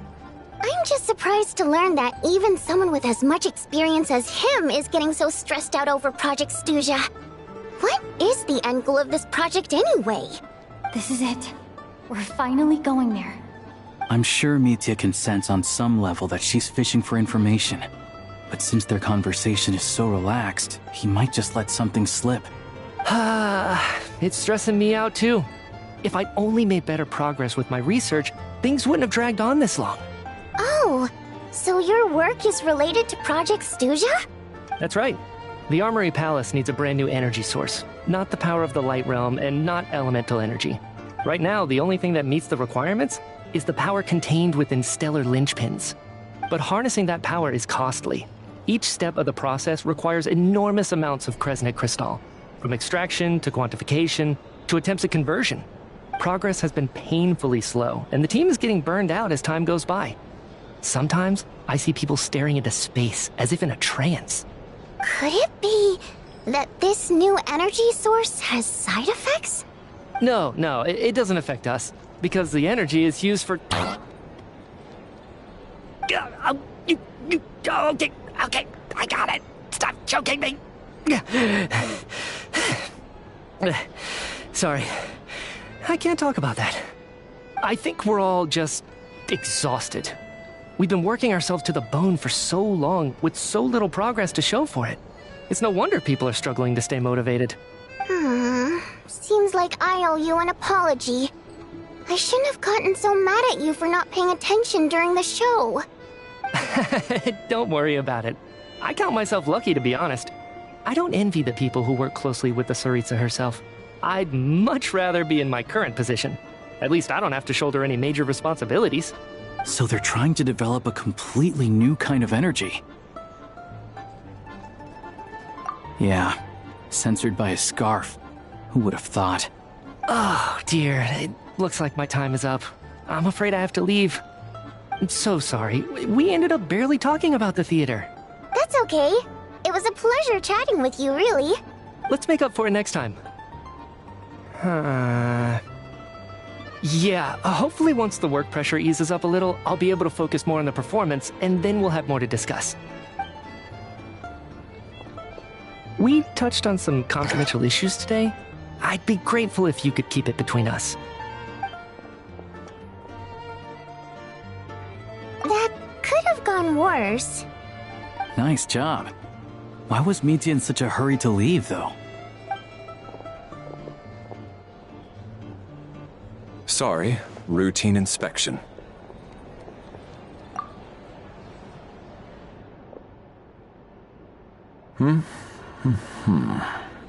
Okay, let's go.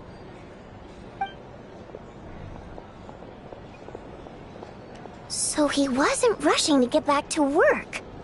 He must have calculated that Valeri would find him here in exactly 25 minutes. That's frighteningly accurate. One of the main duties of the Special Assignments Battalion is to ensure that important figures stick to their schedules.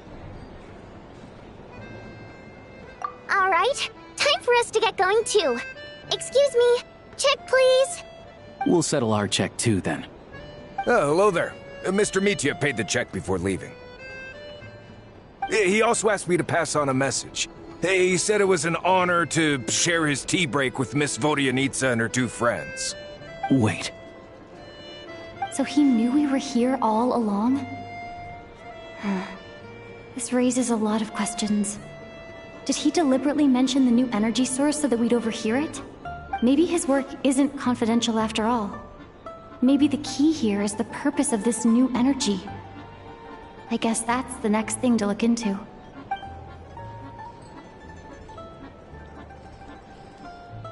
Vodyanitsa and Alosha have both left. Time to head back and call it a day.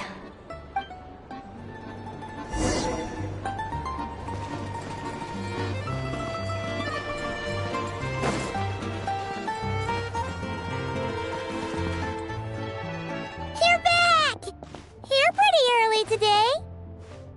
Paimon was just gonna mention that. After she woke up today, Paimon felt like her temperature was completely back to normal.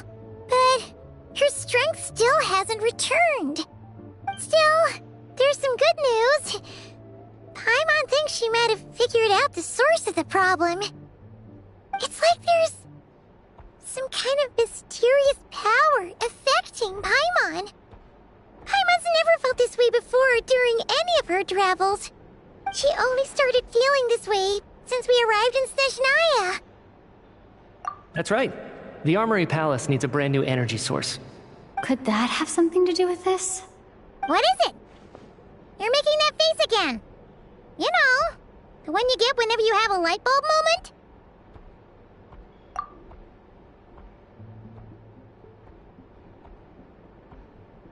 So, they're trying to develop a new energy source here?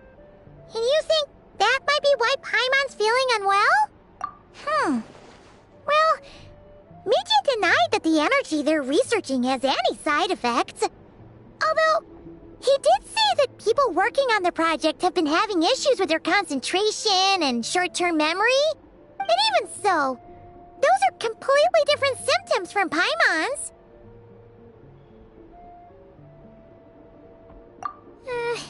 It's pretty faint, so it's kind of hard to tell. But, if anything, it seems like it's coming from roughly the same direction as the Armory Palace.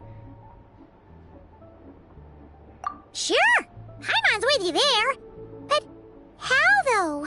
The Rokat only has a limited amount of intel. Oh, great point! They argue about Project Stuja every day. If we could sit in on one of their sessions, we might pick up some new leads. Good idea!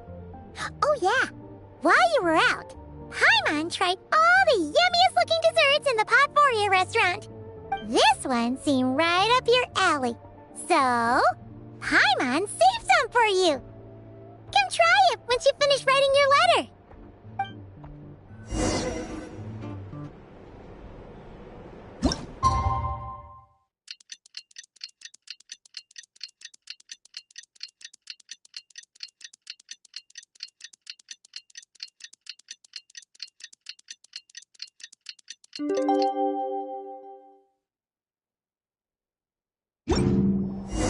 Alosha replied. He says that we won't be able to speak at the Vetcha, but he can arrange for us to attend as visitors. Time to get ready. Then head to the Snezhnograd Vetcha.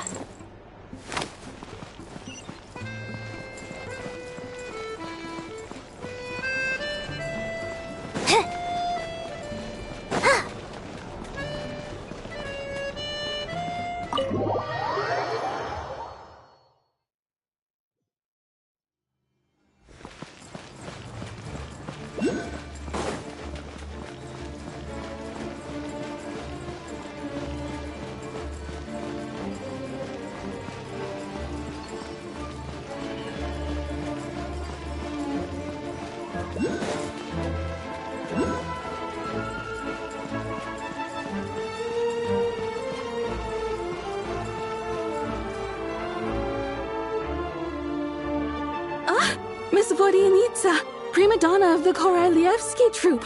What a surprise meeting you here. Will you be sitting in on a session of the VII? Sorry, I'm not taking interviews today. Oh good, you're here. The session's about to begin. Let's get inside. Please wait, Miss Vodyanitsa. Could you introduce me to your new friend?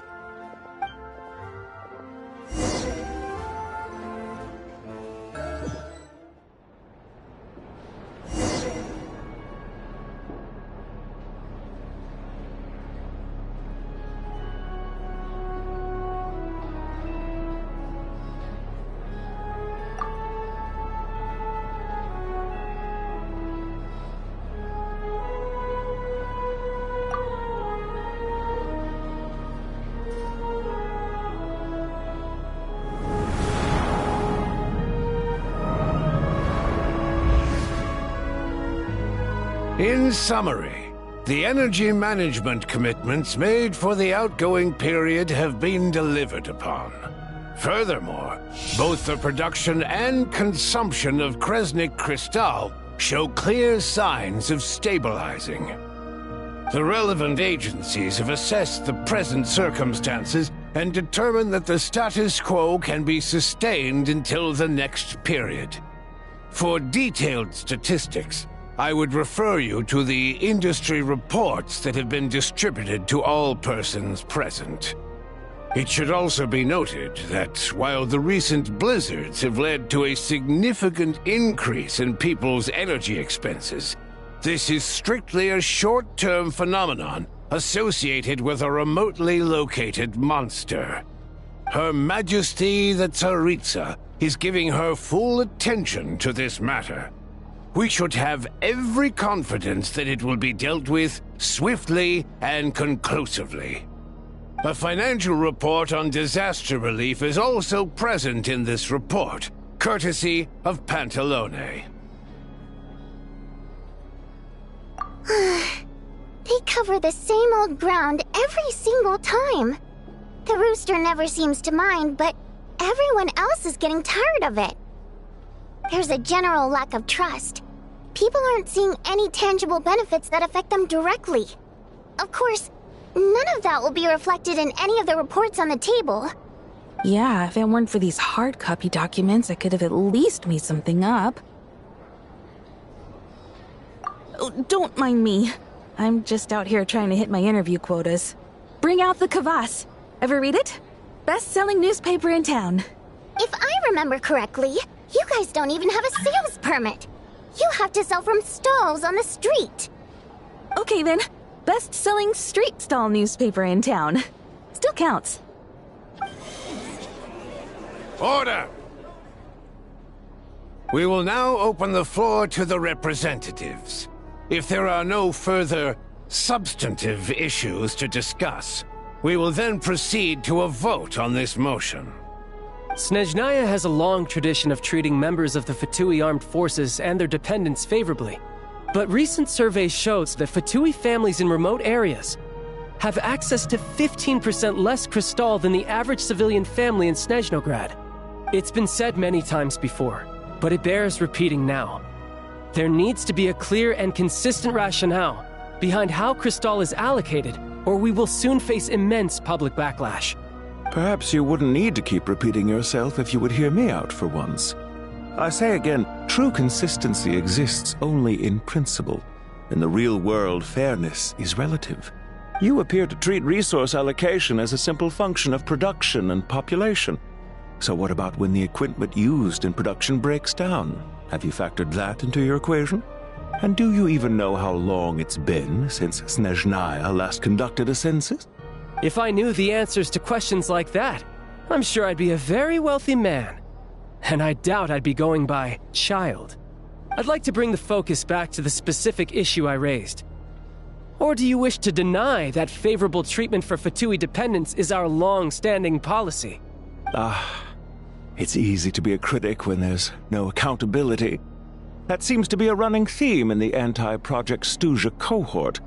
Defeat the ringleader and all other problems will magically resolve themselves. That's what they seem to think. But in case you aren't aware, not one jot in my report would change whether Project Stuja continues or not. So you have no intention whatsoever of finding a solution to this problem? On the contrary, I'm the only one here who ever brings solutions. Child opened by speaking up for the armed forces. Regrator struck back with style and a war of words ensued. Our reporter was live on the scene to get the audience's reaction as it all unfolded. Who do you support?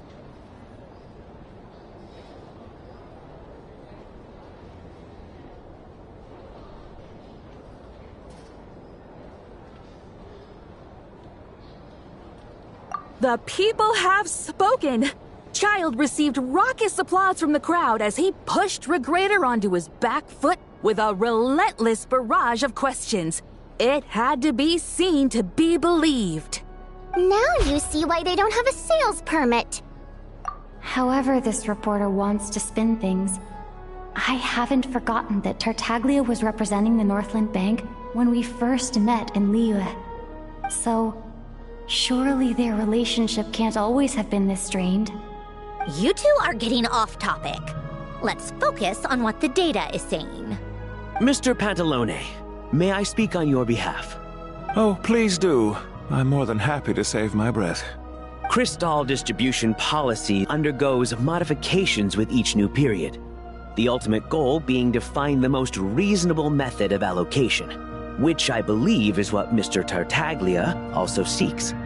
But I fear many may have been misled on this topic by extremist activists. To clarify, Project Stuja is not the root cause of the problem. It is merely a framework for resource distribution. The most recent reports all point to Snezhnaya's resilience and adaptability during this period of fine-tuning, and give clear indications that a distribution framework is improving with each iteration. To make drastic adjustments without first considering the risks would likely do more harm than good. It would be a waste of the hard-won experience we've gained to date.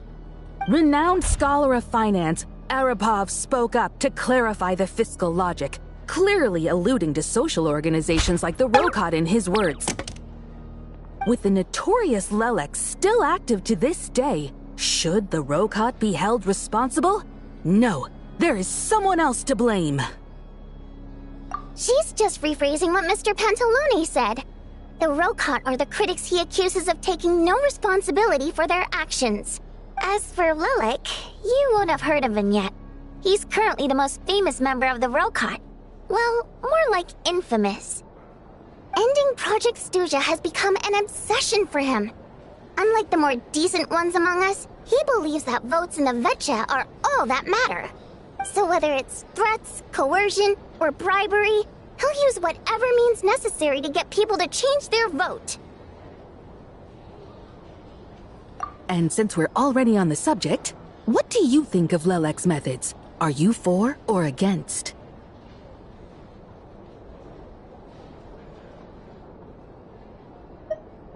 Well, whatever the story is, his actions benefit us all.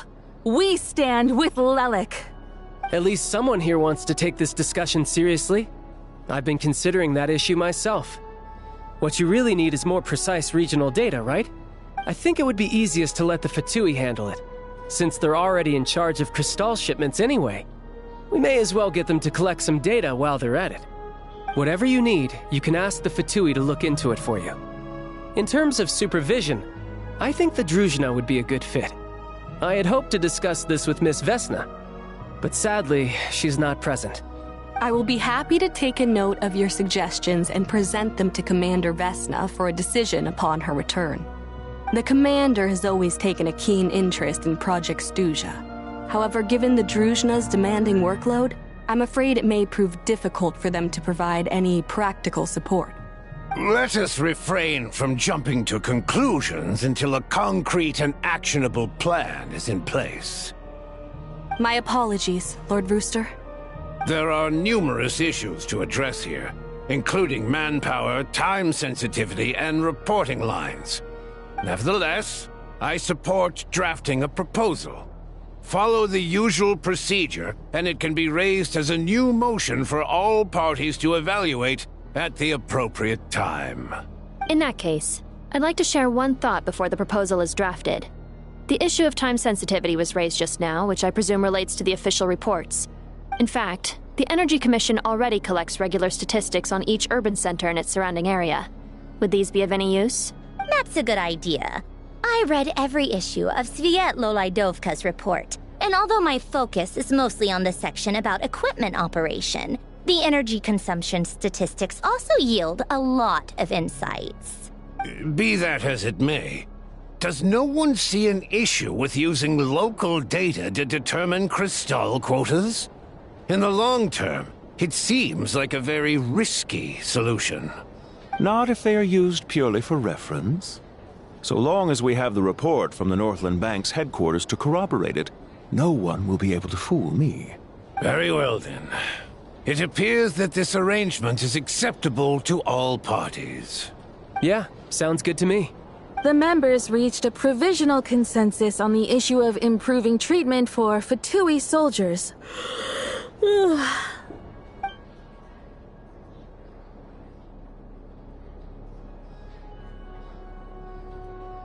Today, the prima donna of the Korailievsky troupe attended a session of the Snezhnograd Vecha in the company of a most charming young lady. The question on all our minds is, what is the true nature of their relationship? Write anything like that again, and I'm revoking your permission to interview the troupe. Got it?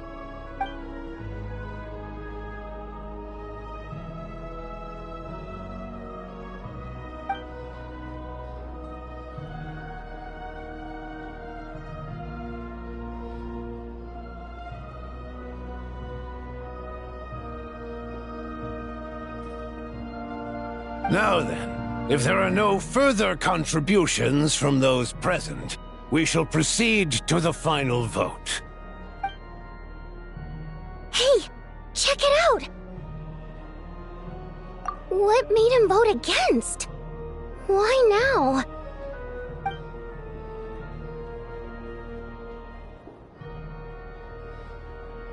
The votes have been tallied. Those in favor of continuing Project Stuja total 61%, securing a clear majority. That was too close. The margin has shrunk yet again. Chuganov was a huge loss. I'll bet Lelek is behind this. I wonder how Pulcinella will respond this time. Chuganov. I see. Lelek strikes again. Yes. Go, Lelek. Once Project Stuja is defeated, our unwavering support at Bring Out the Kvass will finally pay off when we make our comeback. I can taste our victory already!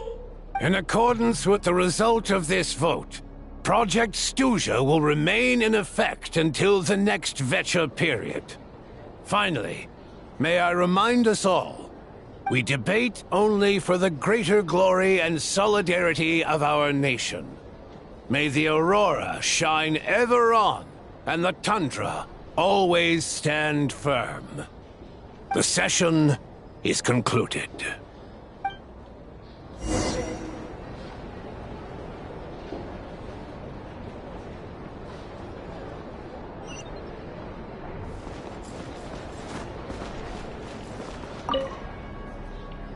I have to say, I really wasn't expecting Chuganov to vote against Project Stuja.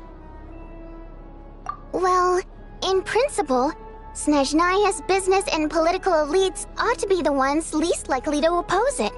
As we heard, Project Stuja is basically just a resource distribution framework that requires everyone to cut back during the winter. But even if the policy got cancelled, the Tsaritsa's energy needs wouldn't suddenly go down. The extra demand from the public would have to be filled from somewhere.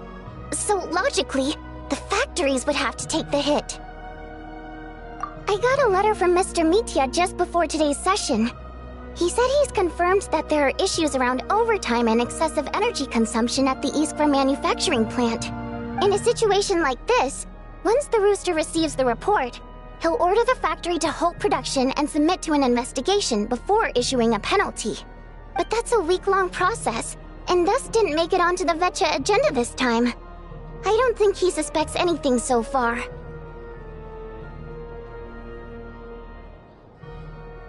Exactly. And as you know, he's a very selfish person. I was originally gonna try and flip him after he received notice of the official sanctions. My plan was to convince him that the whole thing was completely unfair. Rather than just sit back and take the hit while his factory stopped production, he'd be better off voting to end Project Stuja. At least that way, no one else would be able to make any money either, because all the factories would suddenly have more limited energy to work with. But now, he's already voted against it, which means someone must have used more forceful means to change his vote. Just like with everyone else who flipped. Yeah, no one knows why Lilac is so obsessed with ending Project Stuja, but by the looks of it, he's inching closer and closer to success. Lilac must have strong motivations, given how he'll stop at nothing to achieve his goal. Maybe he knows the full truth of Project Stuja. Maybe my next step should be to focus on him. Oh, right. What are your plans for the rest of the day? Shall we head out? Hey, comrade. I noticed you were here during the debate. I didn't take you for a political enthusiast. Greetings, Harbingers. I just happened to have some free time today, and my new friend here thought it might be fun to check out the VII. Ah, Odette must have introduced you. Looks like you two are getting along pretty well. I'll leave you to catch up. I should head back to the troop. Sure. Break a leg and all that.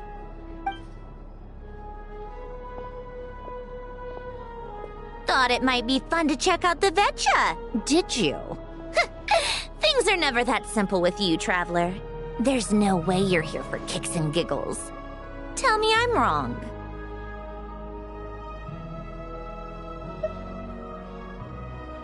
Oh, yeah. To some, he's a captivating enigma. To others, he's the bane of their existence. No one ever thought that some anonymous nobody from the Rokot could cause such a stir. Huh? You want to look into Lelik?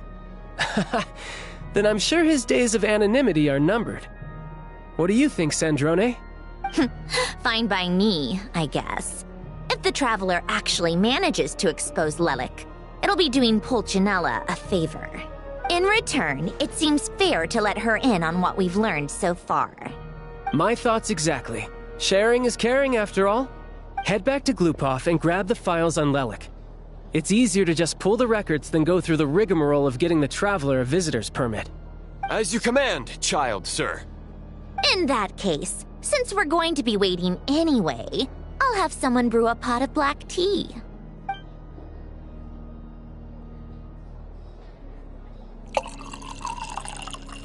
One common thread among the many incidents Lelik has been involved in is that the victims are all too scared to share any real information about him.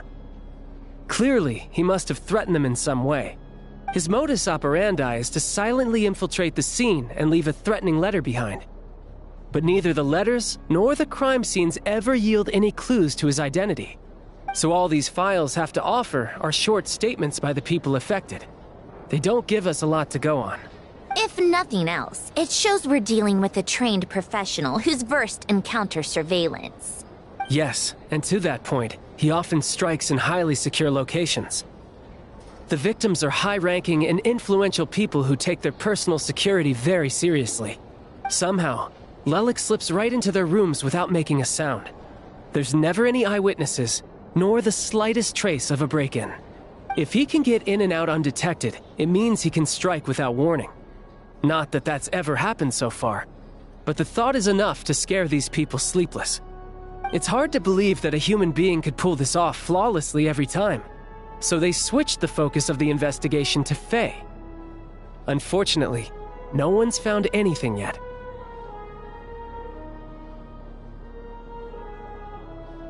Careful, don't underestimate me. Although truth be told, I'd probably find it hard not to blow my cover. Direct confrontation is more my style. We haven't ruled out the possibility of Lelik being human. It's just, there can only be a handful of people in all of Teyvat who'd fit the profile. Faye, on the other hand, plenty would have the ability. But few would have the motive. No, not as strong as me. You'll never find the culprit with criteria like that. Let's go with a little weaker than me. There's no denying that Master is strong, but meticulous. We can only hope. She's just trying to find a reference point. Stop getting fixated on who's stronger than who. But that's the most important thing. In my opinion, anyway.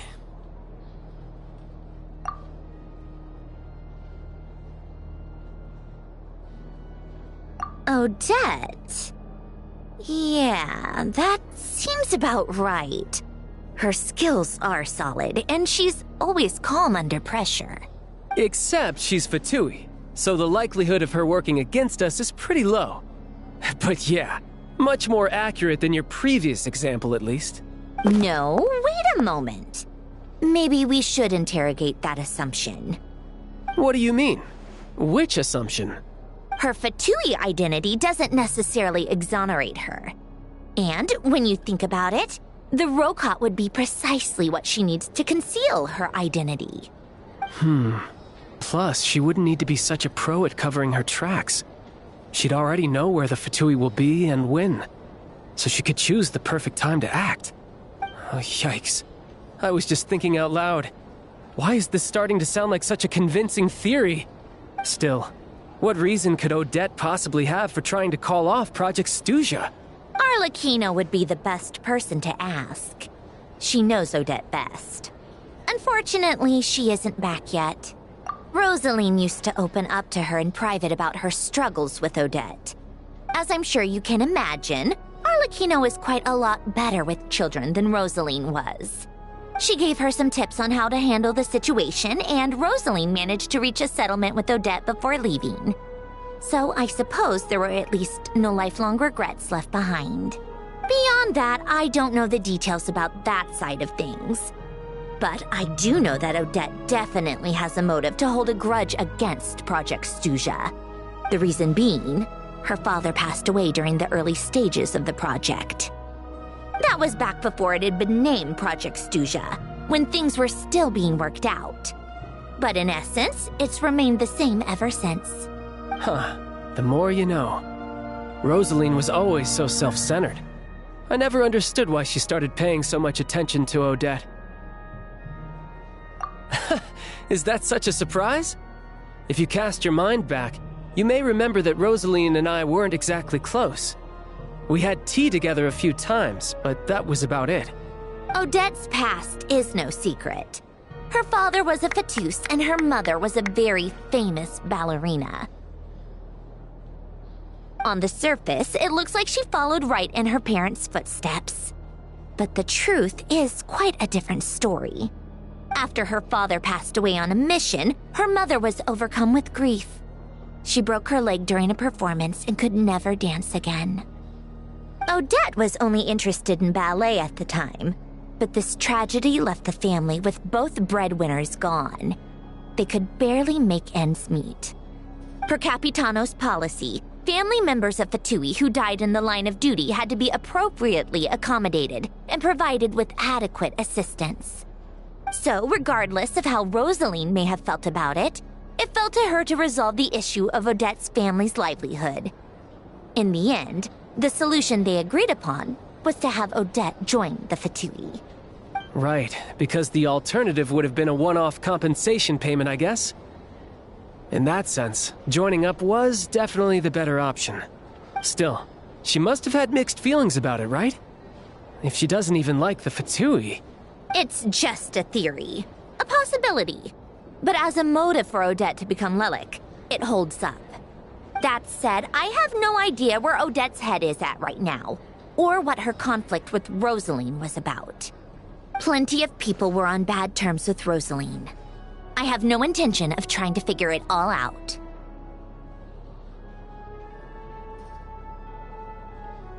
Yes, but there's not much point in discussing that now. Yeah, back to Lelik. Since our investigations so far have turned up next to nothing, we've got nothing to lose by trying a new angle. Funnily enough, Tonya and I had actually made plans to go to the theater tomorrow to watch Odette's rehearsal. Unfortunately, thanks to this Lelik situation, I'll be stuck working overtime again. Which means you can go in my place. No point wasting the ticket. Plus, you'll get to meet Tonya. Spirit Seeker. Quite the classic ballet. It was passed down through Odette's mother's family for generations, though it hasn't been performed in years. But Odette's been practicing it diligently, and it's finally ready for a return to the stage. Excitement is through the roof. Tickets for the official performance sold out long ago. Tonya's excited for it too. She's desperate to see it no matter what. Personally, it's not really my kind of thing, but since she's my little sister, I had to figure something out. I've actually seen it several times before. The story's pretty straightforward. The lead character follows a trail of clues left behind by a spirit, gradually recovering her memories along the way. It's a tale of love and regret. So not exactly reinventing the wheel, at least by today's standards. But when that classic melody kicks in and the lead character begins to dance, it always gets me. It really is beautiful. Not an easy dance to do justice to, though. I know it's always been Odette's dream to perform this piece, but I'm not sure she's really ready. In that case, I think that even if she is Lelik, we should wait until her performance is over before we respond. I'll let you take it from here, comrade.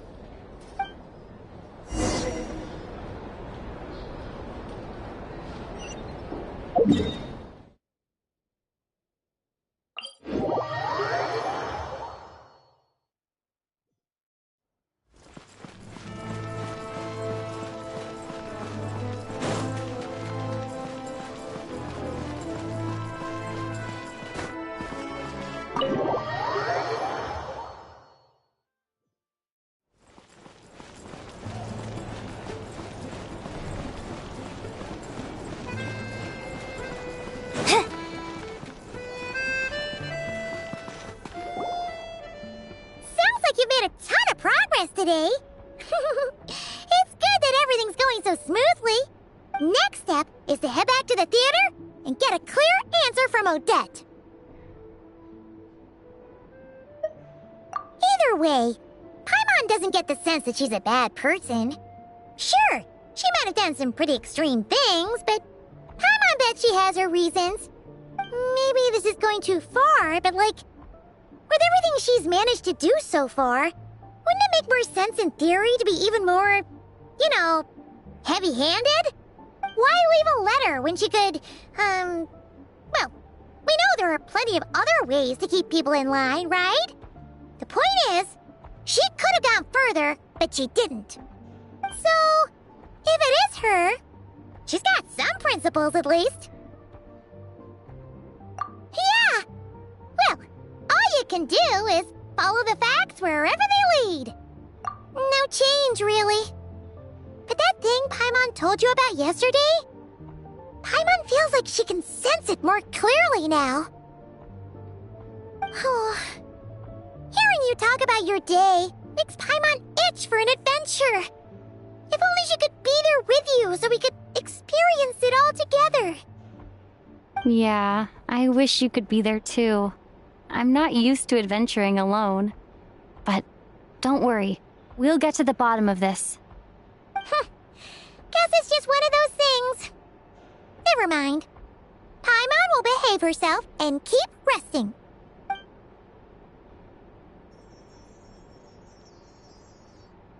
If Odette is Lelek, she may well have inside information on Project Stuja. Her father was involved with the project's early implementation and tragically died in the process. Now, she's dedicated herself to bringing it to an end. It's hard to imagine she could have gotten this far without knowing anything at all about the Tsaritsa's true intentions. When she spoke to us as a member of the Fatui, how much did she let on? And how much was she hiding? Only time will tell. Maybe tomorrow everything will be answered. Hey look! It's snowing! Could be a tough day ahead. Make sure you wrap up warm tomorrow.